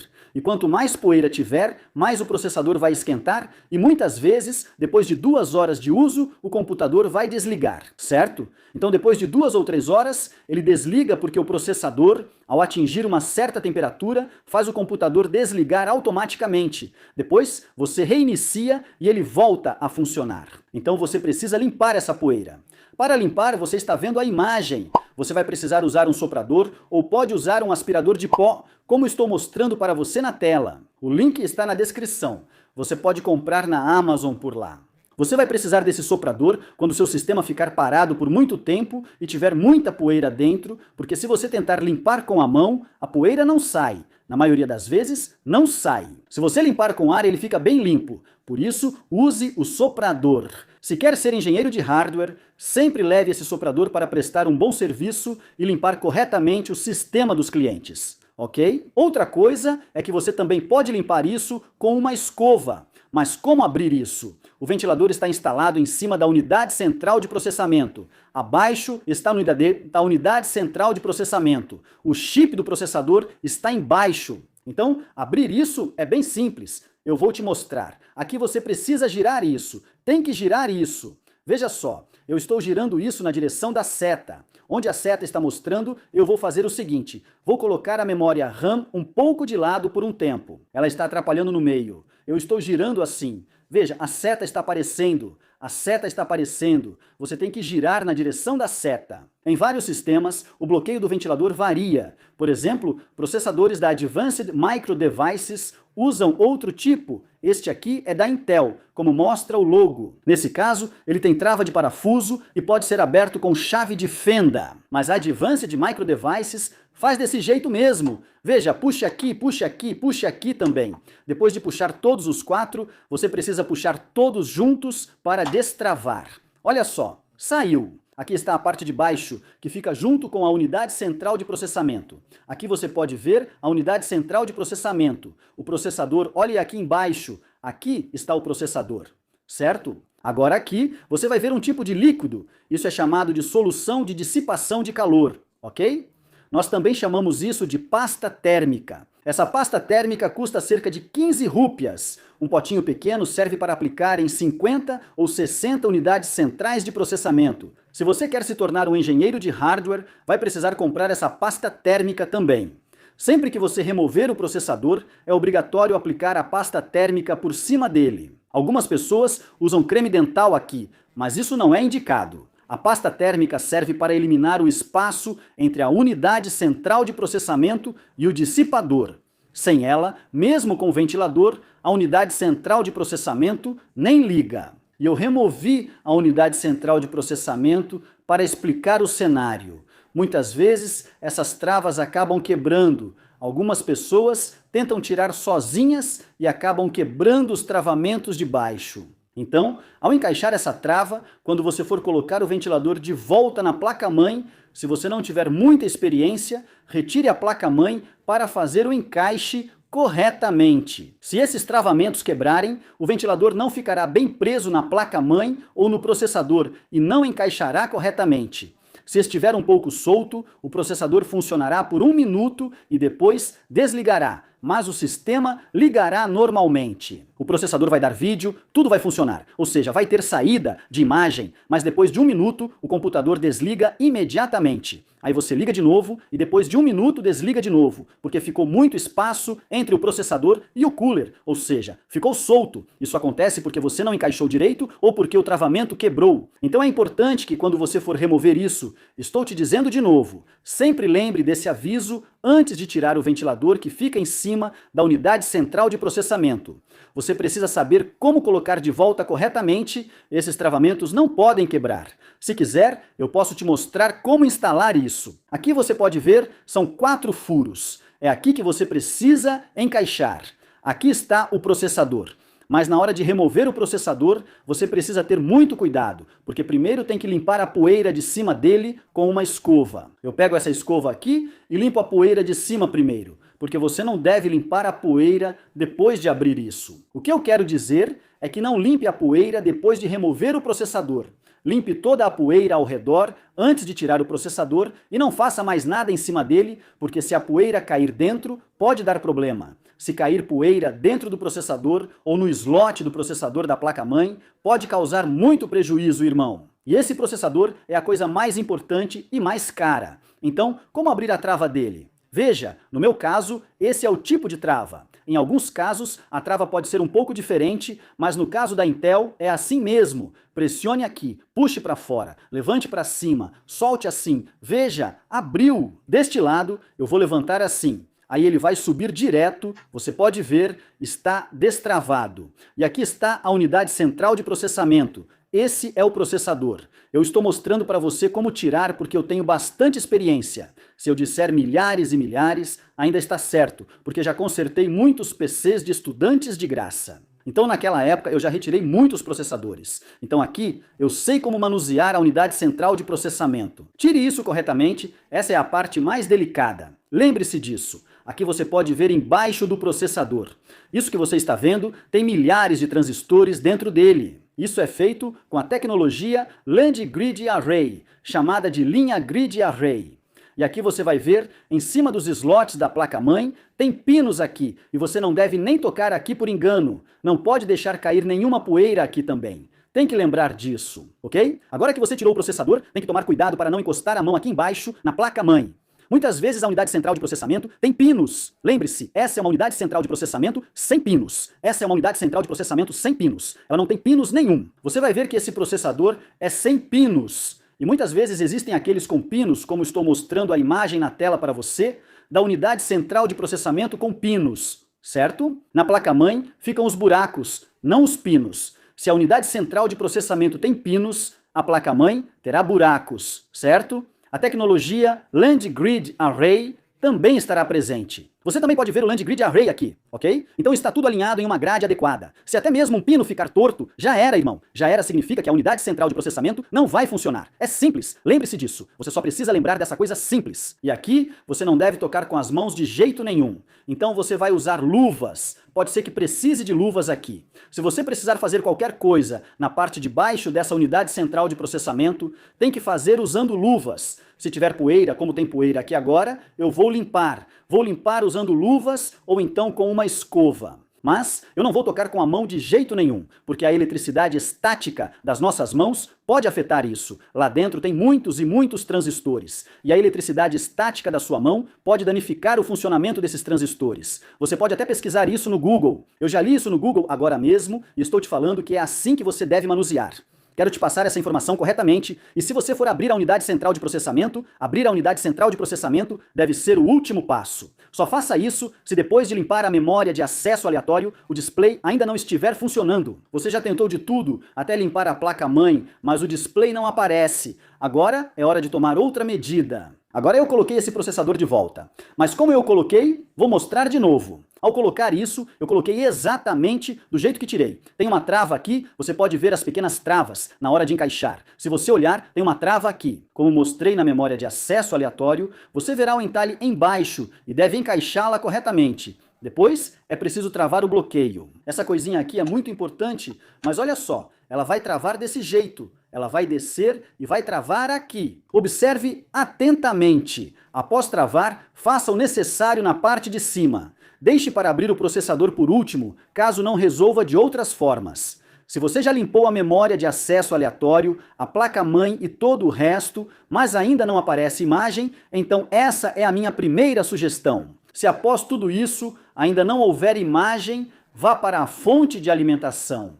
Limpe ao redor e aplique pasta térmica. Depois coloque-a no lugar. Não tenho pasta térmica agora para mostrar como aplicar. Então, não é sempre necessário, porque geralmente já vem com pasta térmica aplicada. Em muitos casos, quando a unidade central de processamento já está muito antiga, a pasta térmica não está mais lá. Então você precisa comprar essa solução de dissipação de calor, chamada pasta térmica, em uma loja de hardware e aplicar. Você vai encontrar essas coisas onde vendem peças de hardware de computador. Agora eu vou mostrar para você, eu já abri a placa-mãe. Como tirar os parafusos da placa-mãe é algo básico, pessoal. Tem alguns parafusos aqui, é só tirar eles. Não é tão difícil tirar os parafusos da placa-mãe. Isso é simples. Só tem alguns parafusos aqui. Como eu já tirei esses parafusos? Já expliquei antes como tirar e colocar as conexões da placa-mãe. Separei esta porque só consigo colocar essas travas na unidade central de processamento abrindo ela. Lembre-se disso. Sim, posso tirar a trava dela com a placa-mãe conectada. Mas por que removi a placa-mãe agora? Porque se os locks não estiverem bem encaixados ou quebrarem, será preciso trocar os locks ou até o cooler. Se você não tiver essas travas do cooler antigo disponíveis, então o que você vai ter que fazer é trocar o cooler inteiro. E esse cooler custa entre 350 a 400 rúpias. Já vou te falar o preço também. Então, ao invés de gastar tanto dinheiro nesse cooler, é melhor você encaixar as travas corretamente. Não cometa esse erro, certo? Viemos aqui para trabalhar com hardware e ganhar dinheiro, não para gastar, ok? Se você quer trabalhar com hardware lá, você tem que receber dinheiro de lá, então faça o trabalho direito. Veja como eu estou fazendo. Aqui você precisa lembrar que esses dois pinos plásticos pequenos que você está vendo, elas precisam entrar aqui dentro. Quando entrarem, vão descer para baixo. Assim, dos 4 lados você pode colocar todos os pinos corretamente,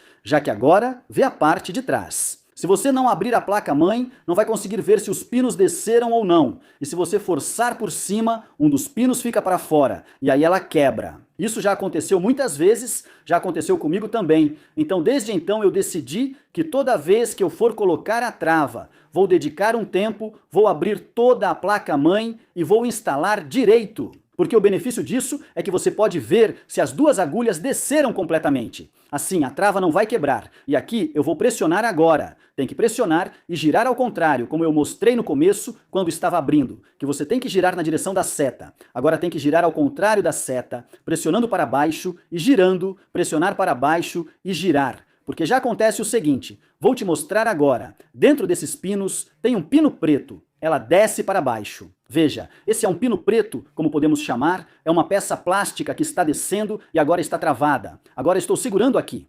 Veja, estou segurando só o ventilador e ele está perfeitamente encaixado. Dá para ver claramente que não está solto. Se ficar qualquer folga ou estiver solto, mesmo que seja só de um lado, mesmo que seja só uma trava, então as chances da sua unidade central de processamento ligar são menores. Ou ela vai ligar e depois de um minuto vai desligar, porque vai esquentar demais. Então você tem que prestar atenção nisso, como eu acabei de te falar agora. Então, é isso. Isso foi sobre a solução de problemas da unidade central de processamento. Aprendemos sobre a unidade central de processamento, memória de acesso aleatório, fonte de alimentação chaveada, como fazer toda a solução de problemas nesta parte. Se gostou, curta, compartilhe e comente. Amigos, me esforcei para explicar, então dê esse apoio curtindo e compartilhando.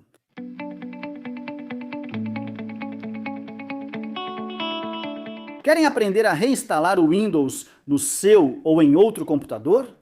Como instalar o Windows quando ele está corrompido ou substituir o antigo por um novo? Para explicar, vou mostrar a tela onde criaremos um pendrive bootável.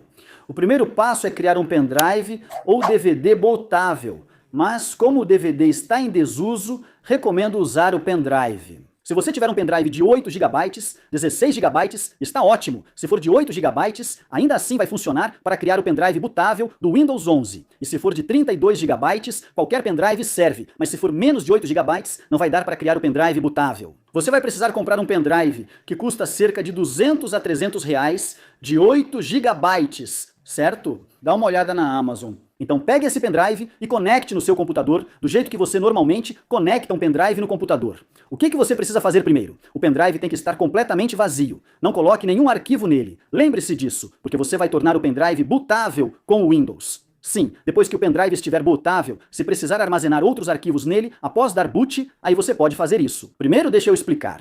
Certo? Então não se preocupe com isso. O pendrive inteiro não é assim que, por exemplo, aqui eu tenho um pendrive de 32 GB agora, então se eu usar um de 32 ou 64 GB, desses 64 GB, 8 ou 7 GB vão ser usados pelo Windows. Certo? Nós criamos o pendrive bootável do Windows. O espaço restante pode ser usado, você pode colocar pastas e arquivos sem problemas. Não se preocupe com o tamanho do pendrive, apenas prepare o pendrive bootável. Agora, o que você precisa fazer? Primeiro, você precisa visitar o site Microsoft.com. E aqui eu já acessei o site Microsoft.com. Dentro dele, no lado direito, você vai ver todos os produtos Microsoft. Então, você deve clicar em Downloads gratuitos e segurança. Aqui eu estou explicando tudo passo a passo, onde você pode encontrar todas as versões do Windows. Você pode ver diretamente o Windows 11, mas aqui eu vou explicar tudo passo a passo primeiro. Então, role para baixo. Você vai ver opções como PC, jogos do Xbox, Windows, mas a primeira opção é Windows, e o nosso objetivo está relacionado ao Windows. Então eu vou clicar nessa opção, certo? Assim que eu clicar em Windows, agora é só rolar para baixo aqui, você vai encontrar todas as versões do Windows, como Windows 11, Windows 10 e Windows 8.1. Então, se você quiser criar um pendrive bootável do 8. Clique aqui. Se quiser do 10, é claro, clique aqui, e do Windows 11, no momento, queremos criar do Windows 11, então vamos clicar aqui. Agora veja aqui, antes o que acontecia era que para criar um pendrive bootável do Windows 10, 8 ou até mesmo do antigo Windows 7, a gente geralmente precisava de um aplicativo de terceiros, porque o Windows só fornecia o arquivo ISO. O arquivo ISO continha todos os arquivos compactados do Windows. Para criar um pendrive bootável a partir dele, era necessário usar programas como o Power ISO. Eu já tinha feito um vídeo sobre isso antes. Naquela época, há 3 anos basicamente, a gente usava o Power ISO, mas agora não precisa mais do Power ISO. No Windows, podemos usar uma utilidade do próprio sistema para criar um pendrive bootável. Eu não sabia disso até que o técnico Bushan, responsável pelo trabalho técnico do escritório, me explicou. Então ele disse que, para criar um pendrive bootável, o próprio Windows fornece uma utilidade com a qual podemos criar um pendrive bootável diretamente. Antes, eu criava o pendrive bootável e instalava quando usava o Windows 7 ou Windows 8.1, principalmente nas minhas aulas. Agora aqui, vou mostrar para você embaixo, estou rolando para baixo e mostrando que você pode ver o assistente de instalação do Windows 11. Aqui você encontra a opção criar mídia de instalação do Windows e também baixar a imagem de disco do Windows 11. ISO. Então, se você quiser usar um software de terceiros aqui, como eu disse, o Power ISO é um software através do qual você quer fazer o boot. Então escolha essa última opção, baixar a imagem de disco do Windows 11. Não faremos isso. Queremos criar um pendrive bootável usando a ferramenta do Windows. Criar mídia de instalação do Windows 11. Você encontra isso também no Windows 10 e no Windows 8.1. Então, clicando aqui, você pode ir para o botão de download. Mas antes disso, antes de começar, tem algumas instruções. Dê uma olhada nelas também. Veja as instruções importantes. Olha, tudo o que você está aprendendo, aprenda direito primeiro. Só assim você vai prestar serviço para outras pessoas, né? Senão você pode acabar bagunçando o computador delas, certo? Por isso, primeiro veja bem quais são as coisas que você precisa prestar atenção na hora de criar um pendrive bootável. A primeira coisa é que você deve deixar o pendrive USB conectado ao seu computador, como eu já deixei aqui.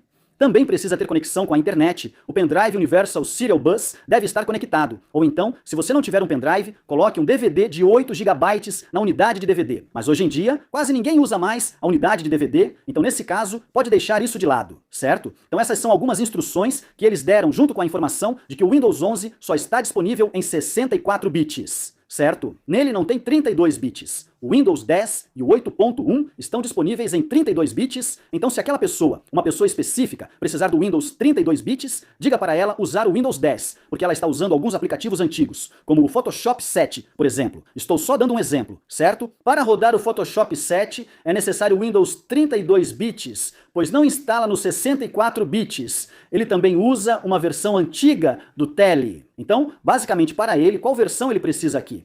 Isso mesmo, 32 bits. Então, aqui no Windows 11 só está disponível 64 bits. Eles removeram o 32 bits. Certo? Então, se você instalar o Windows 11, só vai instalar a versão 64 bits. E todos os aplicativos mais recentes são para 64 bits. Então eu recomendo que você coloque 64 bits mesmo. Mas ao instalar 64 bits, lembre-se de uma coisa. Pelo menos 4 GB de memória RAM devem estar no seu computador. Com 2 GB de RAM, isso não vai funcionar. Se tiver 4, 8 ou 16 GB, aí sim, maravilha. Quero dizer, quanto mais melhor, ok? Então, aqui você está vendo todas essas opções. Eles disseram que você pode seguir todas essas coisas aqui, pode ler as instruções. Já expliquei a instrução principal. Agora vou clicar em Download. Primeiro, esta é a ferramenta de criação de mídia. Esta utilidade está sendo baixada aqui do Windows, basicamente, e assim que essa ferramenta for baixada, você precisa clicar nela e instalar, passo a passo. Esse pop-up mostrará algo.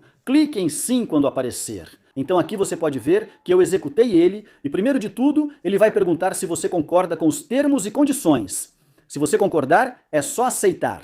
Olha, não precisa ler todos esses termos e condições agora. A Microsoft é uma plataforma confiável. Então vamos instalar isso, vamos aceitar, certo? Então aceite os termos e condições. Esse é o primeiro passo, ok? Preparando algumas coisas. Depois surge a opção de selecionar o idioma, onde você pode escolher. Deixei em inglês, Estados Unidos, Windows 11. Você pode ir e escolher o idioma. Mas esse menu só aparece se usar as opções recomendadas para este PC. As opções recomendadas para este sistema já estão selecionadas. Desmarque isso. Depois, se quiser alterar, vá aqui e escolha outro país em vez dos Estados Unidos. Por enquanto, deixe como está. Deixe essa opção marcada. Queremos o Windows 11. Clique no botão Avançar. Depois disso, ele vai perguntar se você já conectou o pendrive. Então selecione aqui pendrive, USB, ou, se você quiser o arquivo ISO para gravar depois em um DVD, você também pode baixar o arquivo ISO daqui. Mas nós não precisamos do arquivo ISO, vamos selecionar diretamente o pendrive USB, ou seja, o pendrive, e clicar em avançar. Depois de clicar em avançar, ele detectou automaticamente o pendrive, que está em dispositivos removíveis. Lembre-se disso. Ok. E agora vamos em frente. O que eu faço aqui? Clico no botão avançar. Assim que eu clicar no botão avançar, vai aparecer aqui.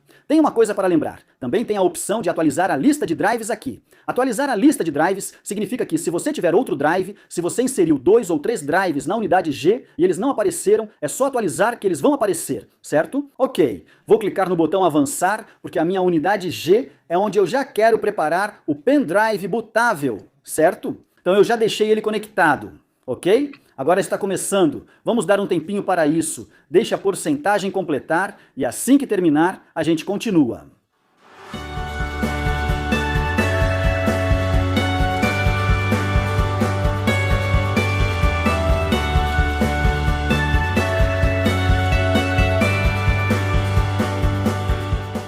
Então aqui primeiro ele faz o download, depois disso começa o progresso. Depois que o progresso chega de 0 a 100%, você vê a mensagem, seu pendrive está pronto. Essa mensagem aparece. Depois disso, você clica no botão finalizar.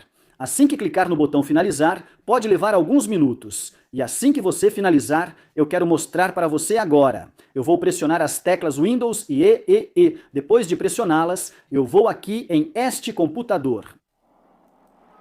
No explorador de arquivos, a unidade USB já está pronto. Vou abri-lo. E você pode ver aqui que o pendrive bootável já foi criado. Aqui você pode ver a pasta boot, EFI, sources, suporte. Várias pastas diferentes estão aparecendo aqui. Basicamente, agora, depois de criar o pendrive, o trabalho principal começa. Ou seja, primeiro você precisa criar o pendrive. Passo a passo. Primeiro crie o pendrive bootável, como eu expliquei nos passos. Então, depois que o pendrive estiver pronto, vamos aprender o próximo passo, que é como remover o Windows antigo e instalar o novo Windows. Ou seja, eu vou mostrar para você o processo de instalação do Windows passo a passo. Então vamos começar o processo de instalação do Windows. Então, pessoal, agora eu vou conectar esse pendrive bootável no meu laptop ou computador, basicamente em qualquer um deles, e depois vou reiniciar o laptop. Primeiro, se ele já estiver ligado, reinicie. Se não estiver ligado, ligue. E assim que ligar, lembre-se de uma coisa. Você precisa entrar nas configurações da BIOS. Vou te mostrar como acessar as configurações da BIOS. Então aqui eu já liguei o sistema e já conectei o pendrive bootável. Depois disso, eu pressionei o botão Delete no teclado. Agora, eu pressionei o botão Delete porque eu quero entrar nas configurações da BIOS. No meu caso, é a tecla Delete. Em muitos laptops de marca, costuma ser F2 ou às vezes F10 para acessar a BIOS. Mas, normalmente, a tecla Delete é a tecla comum para entrar na BIOS. Como aqui, esta é uma placa-mãe da Gigabyte e você pode ver a BIOS dele aqui. Aqui você vê minha unidade SATA conectada. No seu computador pode haver um Hard Disk Drive ou disco rígido, que pode ser um Serial Advanced Technology Attachments. Você pode ver aqui no meu, há uma unidade NForce SATA de 128 GB conectada aqui, certo? Aqui há uma unidade de armazenamento SATA que vou formatar. Ela já tem o Windows instalado. Primeiro vou formatá-la totalmente e instalar um novo Windows. E aqui você pode ver que o pendrive que eu conectei já apareceu na primeira posição da sequência de boot. Se ele não estiver na primeira posição aqui, você precisa colocá-lo na primeira posição. Ou seja, se você quiser instalar o Windows pelo pendrive, basicamente você tem que vir aqui com o mouse. O mouse funciona nesse BIOS. No BIOS mais recente da Gigabyte, o mouse funciona. Em muitos BIOS, o mouse não funciona. Só é possível selecionar com as setas do teclado. Você precisa aceitar com Enter, e para aceitar e salvar, geralmente é o botão F10, ou a tecla de função 10. Aceite com Enter. Depois de pressionar Enter, toque novamente no botão Sim. Pressione Enter, isso significa que está salvo. Aqui você pode usar o mouse. Se você clicar aqui, verá como deve ser a sequência de boot. Ou seja, se quiser inicializar pelo pendrive, pelo CD, aqui aparece a sequência. Então, se o drive de DVD estiver conectado, ele também vai aparecer aqui. Por enquanto, vou manter essa sequência para inicializar o computador pelo pendrive. Cliquei ali, o pendrive já está selecionado. Depois, é só salvar usando a tecla F10, que é o atalho comum. Assim que pressiono a tecla de função F10, aparece a opção de salvar e sair. Tecla de função F10 e aqui estou pressionando S, ou basicamente clicando. Assim que eu clicar aqui, o sistema reinicia novamente. Já expliquei, ligue o computador ou reinicie se já estiver ligado. Pressione Delete, acesse a BIOS e procure a sequência de boot, a ordem de inicialização. Na sequência de boot, estou mostrando aqui um exemplo de como era a ordem de boot nos Windows antigos. Aqui na tela, você pode ver, eu já gravei isso antes. Também tem um vídeo sobre isso. Se o seu Windows for antigo ou a BIOS for diferente, eu vou colocar esse vídeo específico na descrição, onde já expliquei como formatar usando um pendrive bootável. Então, confira esse vídeo se a sua BIOS for diferente. Neste vídeo, ensinei a sequência passo a passo, usando apenas o teclado, sem mouse. Assista ao vídeo no link da descrição. Dei essa dica para você ter uma visão geral. Se sua BIOS for diferente, pode causar confusão. Agora você pode ver daqui. O que vem depois? Estou te mostrando passo a passo. Aqui está pedindo para selecionar o idioma. Depois, deixe em inglês, Estados Unidos, deixe como está. Deixe em US, deixe United States como está e não precisa mudar o layout do teclado nem nada. Clique no botão Next. Depois de clicar no botão Next, aqui você precisa clicar no botão Install Now e em Repair Your Computer. Se você quiser reparar o Windows existente, pode ir por aqui, mas agora estamos instalando o Windows, então vamos clicar no botão Install Now. A instalação vai começar agora. Depois disso, vai levar alguns segundos para carregar aqui. Então, depois disso, a janela da chave do produto vai aparecer aqui. Se você tiver a chave do produto, se você já comprou o Windows, coloque a chave do produto aqui e clique em Next, certo? Ou então, se você comprou o laptop de algum lugar, ou sempre que você comprou o laptop, pegue a chave do Windows dele. Pegue a chave do seu Windows instalado antes. Se você comprou um laptop, eu já expliquei isso em um vídeo. Vou colocar o link dele na descrição também, para que, se você quiser saber a chave do seu Windows existente, eu também expliquei como encontrar essa chave. Então você pode colocar aqui a mesma chave do Windows que você já tem. Agora, caso você não tenha a chave do produto, nem a chave do Windows anterior, ou seja, nem a chave do produto do laptop antigo. Então prossiga com a opção Eu não tenho uma chave do produto. E existem muitas opções de como você pode usar o Windows sem a chave do produto. Não vou falar sobre isso aqui. Agora vou explicar os próximos passos da instalação e o que fazer a seguir, certo? Então, por enquanto, eu diria que se você tem o Windows original, ótimo, certo? Agora vou explicar aqui os próximos passos, o que você precisa fazer em seguida. Aqui você precisa selecionar o sistema operacional Windows. Por exemplo, você pode ter a licença do Windows 11 Home, pode ter a chave do produto ou pode ser outra versão. Basicamente o que você tiver, selecione isso. No meu caso aqui, estou selecionando o Windows 11 Pro e depois estou clicando no botão Avançar aqui. Depois de clicar no botão Avançar, aparece aqui a opção Eu aceito o contrato. Você precisa aceitar isso e clicar novamente no botão Avançar aqui. Depois disso, aqui você pode escolher atualizar o Windows, ou seja, atualizar o Windows antigo que já está instalado, ou então ir para a instalação personalizada. Claro, eu preciso ir para a instalação personalizada porque não quero atualizar o Windows aqui, quero instalar o Windows. Só preciso instalar o Windows do pendrive. Depois disso, aqui ele está perguntando onde você quer instalar. Aqui você precisa prestar atenção especial ao fazer essas coisas porque aparecem as partições do seu disco rígido e do SSD. Lembre-se, o disco rígido é um dispositivo de armazenamento e o SSD também é um dispositivo de armazenamento. O SSD é o dispositivo de armazenamento mais recente. O disco rígido é o dispositivo de armazenamento antigo. O disco rígido é um dispositivo mecânico. Já expliquei sobre disco rígido e SSD em um vídeo, depois te envio o link. Então, basicamente, aqui eu conectei o SSD. Por isso, o armazenamento do meu SSD está aparecendo aqui. É um SSD de 120 GB.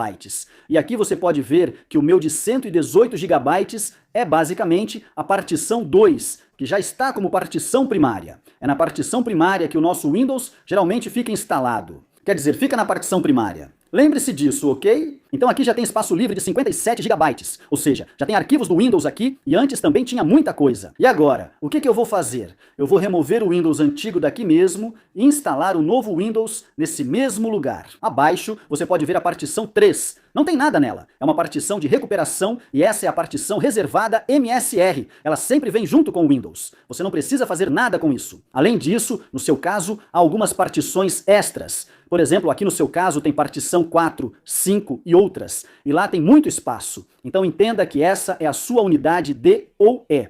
Basicamente, a unidade D também vai aparecer aqui. A unidade E também vai aparecer. A unidade D é onde ficam os seus arquivos. Geralmente o que acontece? Quando compramos um computador, quem vende o computador costuma criar, além da unidade C, as unidades D e E como unidades de armazenamento local separadas, onde você pode guardar seus arquivos. Se quiser formatar o Windows, formate diretamente a unidade onde ele está instalado. Assim, os arquivos das unidades D e E permanecem como estão.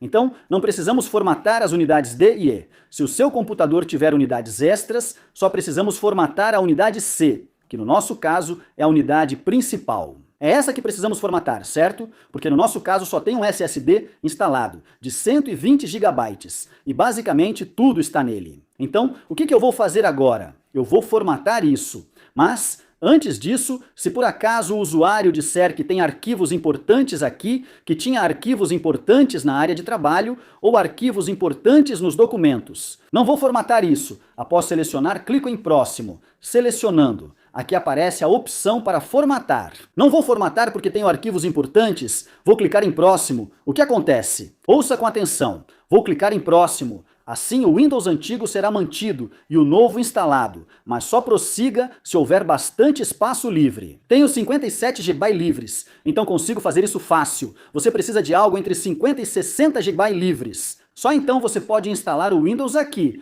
clicando em Próximo. Se você tiver espaço livre, se você não tiver espaço livre aqui neste momento, então você terá que formatar o Windows antigo e os arquivos antigos serão apagados, certo? Você pode fazer o seguinte, pegar esse disco rígido ou SSD, conectar em outro lugar, em outro computador e fazer o backup.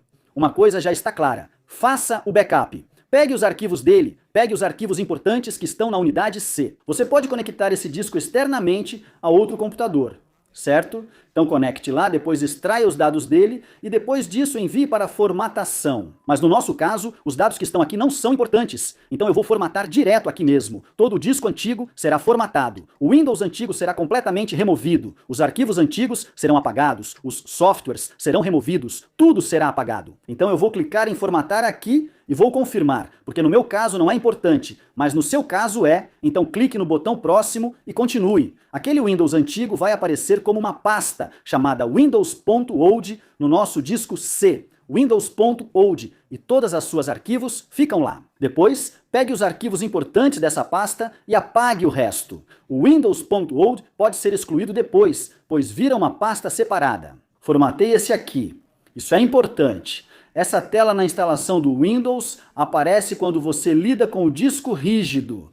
Preste atenção em qual drive formatar ou não. Se você formatar acidentalmente um drive importante, como D ou E com dados, perderá os dados do cliente. Lembre-se disso ao formatar. Confira qual drive vai formatar.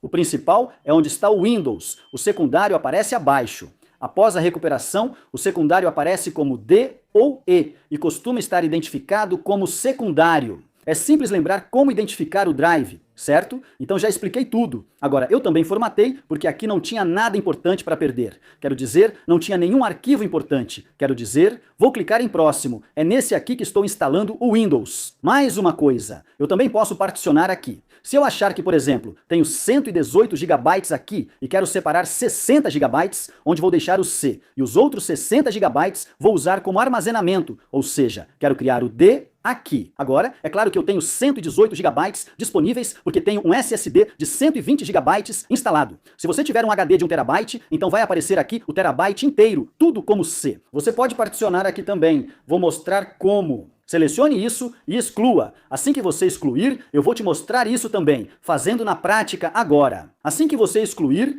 tudo isso vai aparecer aqui como espaço não alocado. Agora, assim que estiver em espaço não alocado, clique no botão Novo. Você pode excluir eles, depois eles podem ser criados novamente. Se quiser excluir, pode fazer isso. No meu caso, não estou fazendo isso agora, só preparando o espaço não alocado. Veja, quando eu clicar no botão Novo, aqui, o botão novo só vai ficar destacado. Quando você excluir todo esse espaço, eu excluí a partição 2, ou seja, excluí minha partição primária e converti ela em espaço não alocado. E depois disso eu vou colocar aqui 60 GB. Vou colocar 60 mil. Vou colocar 60 mil megabytes. Com 60 mil megabytes, aqui vai ser criado um drive separado de 60 GB. Eu vou mostrar para você como esse drive de 60 GB vai aparecer. Aplicar. Ok? Depois disso, você pode ver aqui 60 GB. Coloquei 60 mil. É um espaço não alocado. Aqui, um novo drive de 58 GB já foi criado, ou seja, coloquei 60 mil. Está chegando a cerca de 60 GB. O drive de 58 GB que você vê é este aqui, que você acabou de criar e virou uma partição primária. Agora há outro espaço não alocado, pois já criamos o de 60 GB. Clique em Novo e aplique. Veja, já apareceu como primário. Agora, se você quer deixar este como primário ou aquele como primário, isso depende de você. Ou seja, onde você quiser instalar o Windows, faça nele. Se quiser instalar aqui, faça aqui. Se quiser instalar ali, faça ali. Mas se você instalar aqui, isso vai virar seu drive secundário. Ou seja, você pode armazenar dados aqui. Ele vai aparecer para você como o drive D. Então agora eu vou instalar o Windows nesses 58 GB. Esse que está mostrando 58 GB. E esse de 60 GB, deixe ele de lado. O que fazer com esses 60 GB? Use como drive de armazenamento tipo drive D. Ao deletar aqui, a partição vira espaço não alocado. Se for a primeira instalação do HD, ele aparecerá como não alocado. Certo? Se você comprou um novo HD e está instalando o Windows nele, ele vai aparecer como não alocado. Se você comprou um novo SSD, também vai aparecer espaço não alocado. Então você precisa clicar em Novo para criar as partições. E se você pegou um HD antigo para formatar, as partições já vão estar lá. Então, tome cuidado para não deletar ou formatar as partições onde estão seus dados importantes. Está claro? Não precisa deletar nada, irmão. Se as partições já existem, deixe assim. Mostrei como criar e formatar só porque não havia nenhuma. Depois, verá que a partição 2 já foi criada, pois a unidade do sistema foi criada. Deixe tudo como está. Não mexa na unidade do sistema, recuperação ou área reservada. Você só precisa mexer em qual? Em qual você deve alterar? Na de 58 GB. Então vá até aqui e selecione isso. Clique em avançar e agora estou clicando no botão OK. Ao clicar em OK, vocês veem que a instalação do Windows começou. Esses 60 GB vão ficar separados porque criei partições diferentes. O Windows será instalado nesses 58 GB. Aqui aparece a porcentagem. Vai demorar até chegar a 100%. Vou acelerar o processo.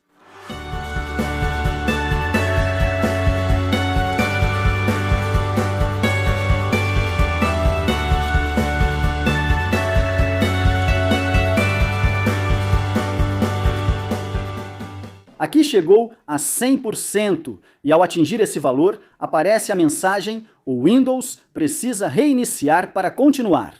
Você pode clicar em reiniciar agora ou aguardar alguns segundos para reinício automático. Então, assim que você reiniciar, tem uma coisa que você precisa fazer: tirar o seu pendrive, pessoal. Sim, se você deixar o pendrive conectado, ele vai iniciar o boot de novo a partir do pendrive. O Windows já foi instalado no seu SSD ou no seu HD a partir do pendrive. Se você deixar o pendrive bootável conectado, ele vai iniciar o boot pela BIOS novamente. Por isso, primeiro remova o pendrive. Assim que o sistema reiniciar e a instalação for concluída, retire o pendrive, porque todo o resto agora está dentro do Windows, ou seja, todos os arquivos já foram transferidos para o SSD. Já está tudo instalado. Depois disso, o que você precisa fazer? Só ir clicando em próximo, próximo, começar, essas coisas básicas. Depois que isso acontecer automaticamente, o Windows estará pronto. Essas coisas costumam acontecer automaticamente, mas há alguns passos que você precisará fazer e vou explicar agora. Não esqueça de remover o pendrive quando a instalação chegar a 100% e o sistema reiniciar. Sim, se você esquecer de remover o pendrive e o Windows carregar de novo pelo pendrive, não tem problema, não precisa se preocupar tanto. Depois é só remover o pendrive e reiniciar o computador. Só faça isso, não precisa se preocupar se esquecer de tirar o pendrive. Não tem problema, pois se você deixar o pendrive conectado, a BIOS vai ler de novo e exibir o pendrive como dispositivo de boot, mostrando novamente o processo de instalação. Então, não fique fazendo isso repetidamente, senão você vai acabar entrando em um loop. Por enquanto, veja o que vem a seguir. Preparando.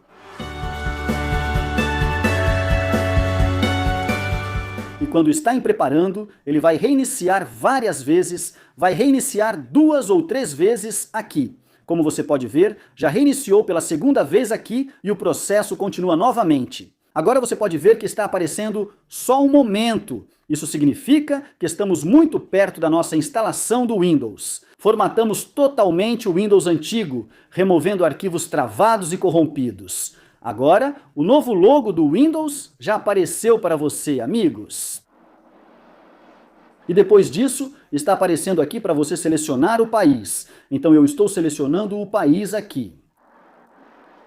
No país, eu selecionei a Índia. Clique em Sim. Depois de clicar em Sim, ele está perguntando qual layout de teclado você quer usar. Eu vou deixar o dos Estados Unidos mesmo. Não selecione China por engano. Escolha English India, que funciona aqui, assim como o dos Estados Unidos. Basicamente, isso é o layout do teclado. Quer adicionar um segundo layout de teclado? Não, é só pular. Não precisamos de outro layout de teclado aqui. Depois disso, não há conexão com a internet. Ele pede conexão para atualizar online. Então nossa internet não estava conectada, mas agora eu conectei. Aqui você pode ver rede conectada. Rede é necessária no Windows 11, lembre-se disso. E se você estiver em um laptop, basicamente terá que conectar pelo Wi-Fi. Se for um desktop, terá que conectar o cabo na rede local. Certo? Você terá que conectar o cabo de rede. Então eu já conectei a internet. Basicamente você pode ver que o sistema está procurando atualizações.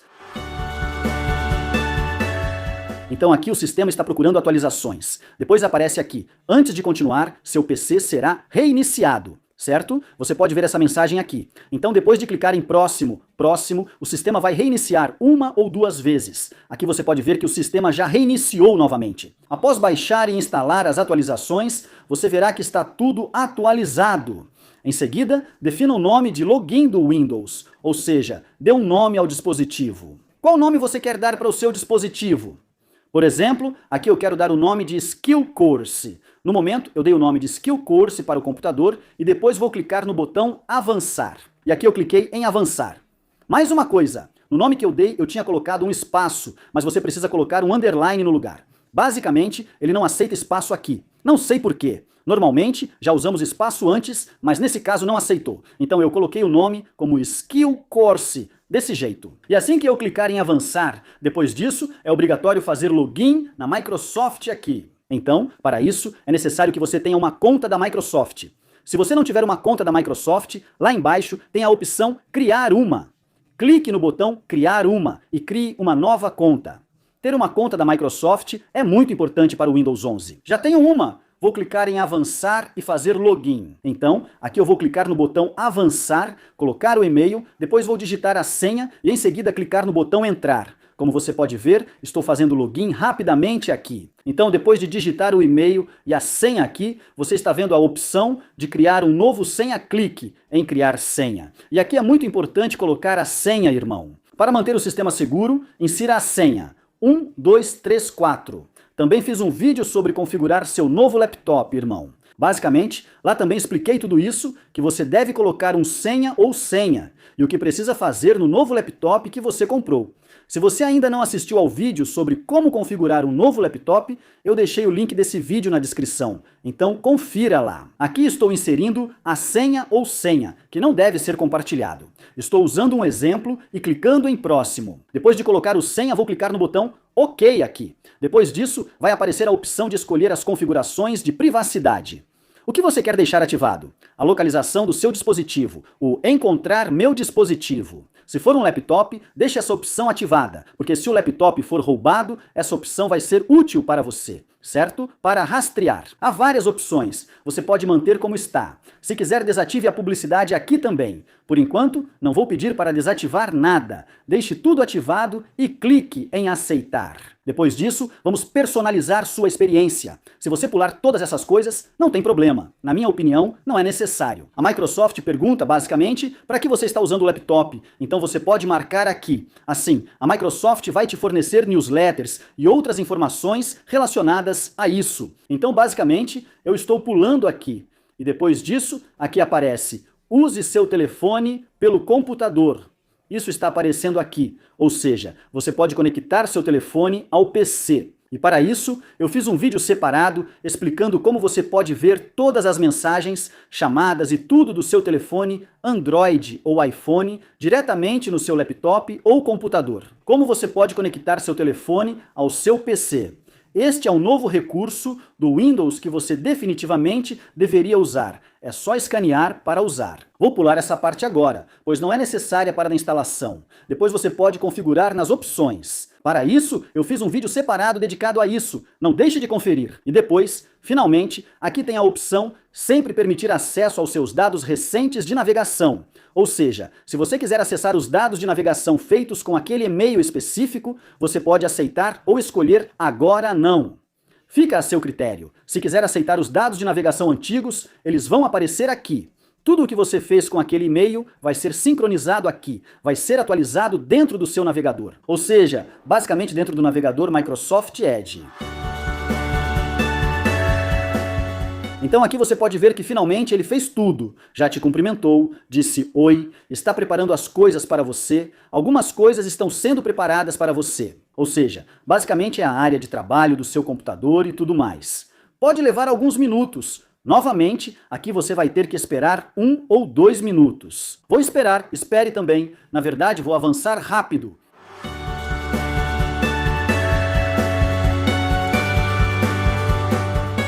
Quase lá! E aqui está a tela na sua frente, pessoal. Agora você pode ver, aqui apareceu, na área de trabalho. Vou cancelar isso. Você pode ver toda a área de trabalho, pode ver a barra de tarefas. E aqui, primeiro de tudo, você quer todos os ícones da área de trabalho. Então, o que você precisa fazer para isso? Clique com o botão direito do mouse. Então, aqui, depois de clicar com o botão direito, primeiro você precisa ir em personalizar. E dentro de personalizar, aqui embaixo você vai encontrar a opção temas. E dentro de temas, basicamente, aqui você pode ver as configurações dos ícones da área de trabalho. E nas configurações dos ícones da área de trabalho, você pode selecionar computador, arquivos do usuário, rede, os ícones que você quiser, como painel de controle, etc. O usuário pode marcar tudo o que quiser, aplicar e clicar em OK. Além disso, aqui você pode mudar o papel de parede da área de trabalho. Dá para fazer muitas coisas. Se quiser instalar um novo aplicativo, é só ir lá e baixar. Baixar um navegador, como o navegador Chrome, por exemplo. Depois de configurar todas essas outras coisas, você pode entregar para eles, certo? E se eles precisarem de alguns aplicativos, você também pode instalar aqui para eles, para o usuário de quem você está formatando o computador. Você concluiu esta Masterclass e aprendeu muito sobre hardware de computador. Mas as coisas não param por aqui. Me conte nos comentários o que você quer aprender. Vou tentar trazer um vídeo detalhado sobre isso. Aguardo o seu comentário, não esqueça de comentar.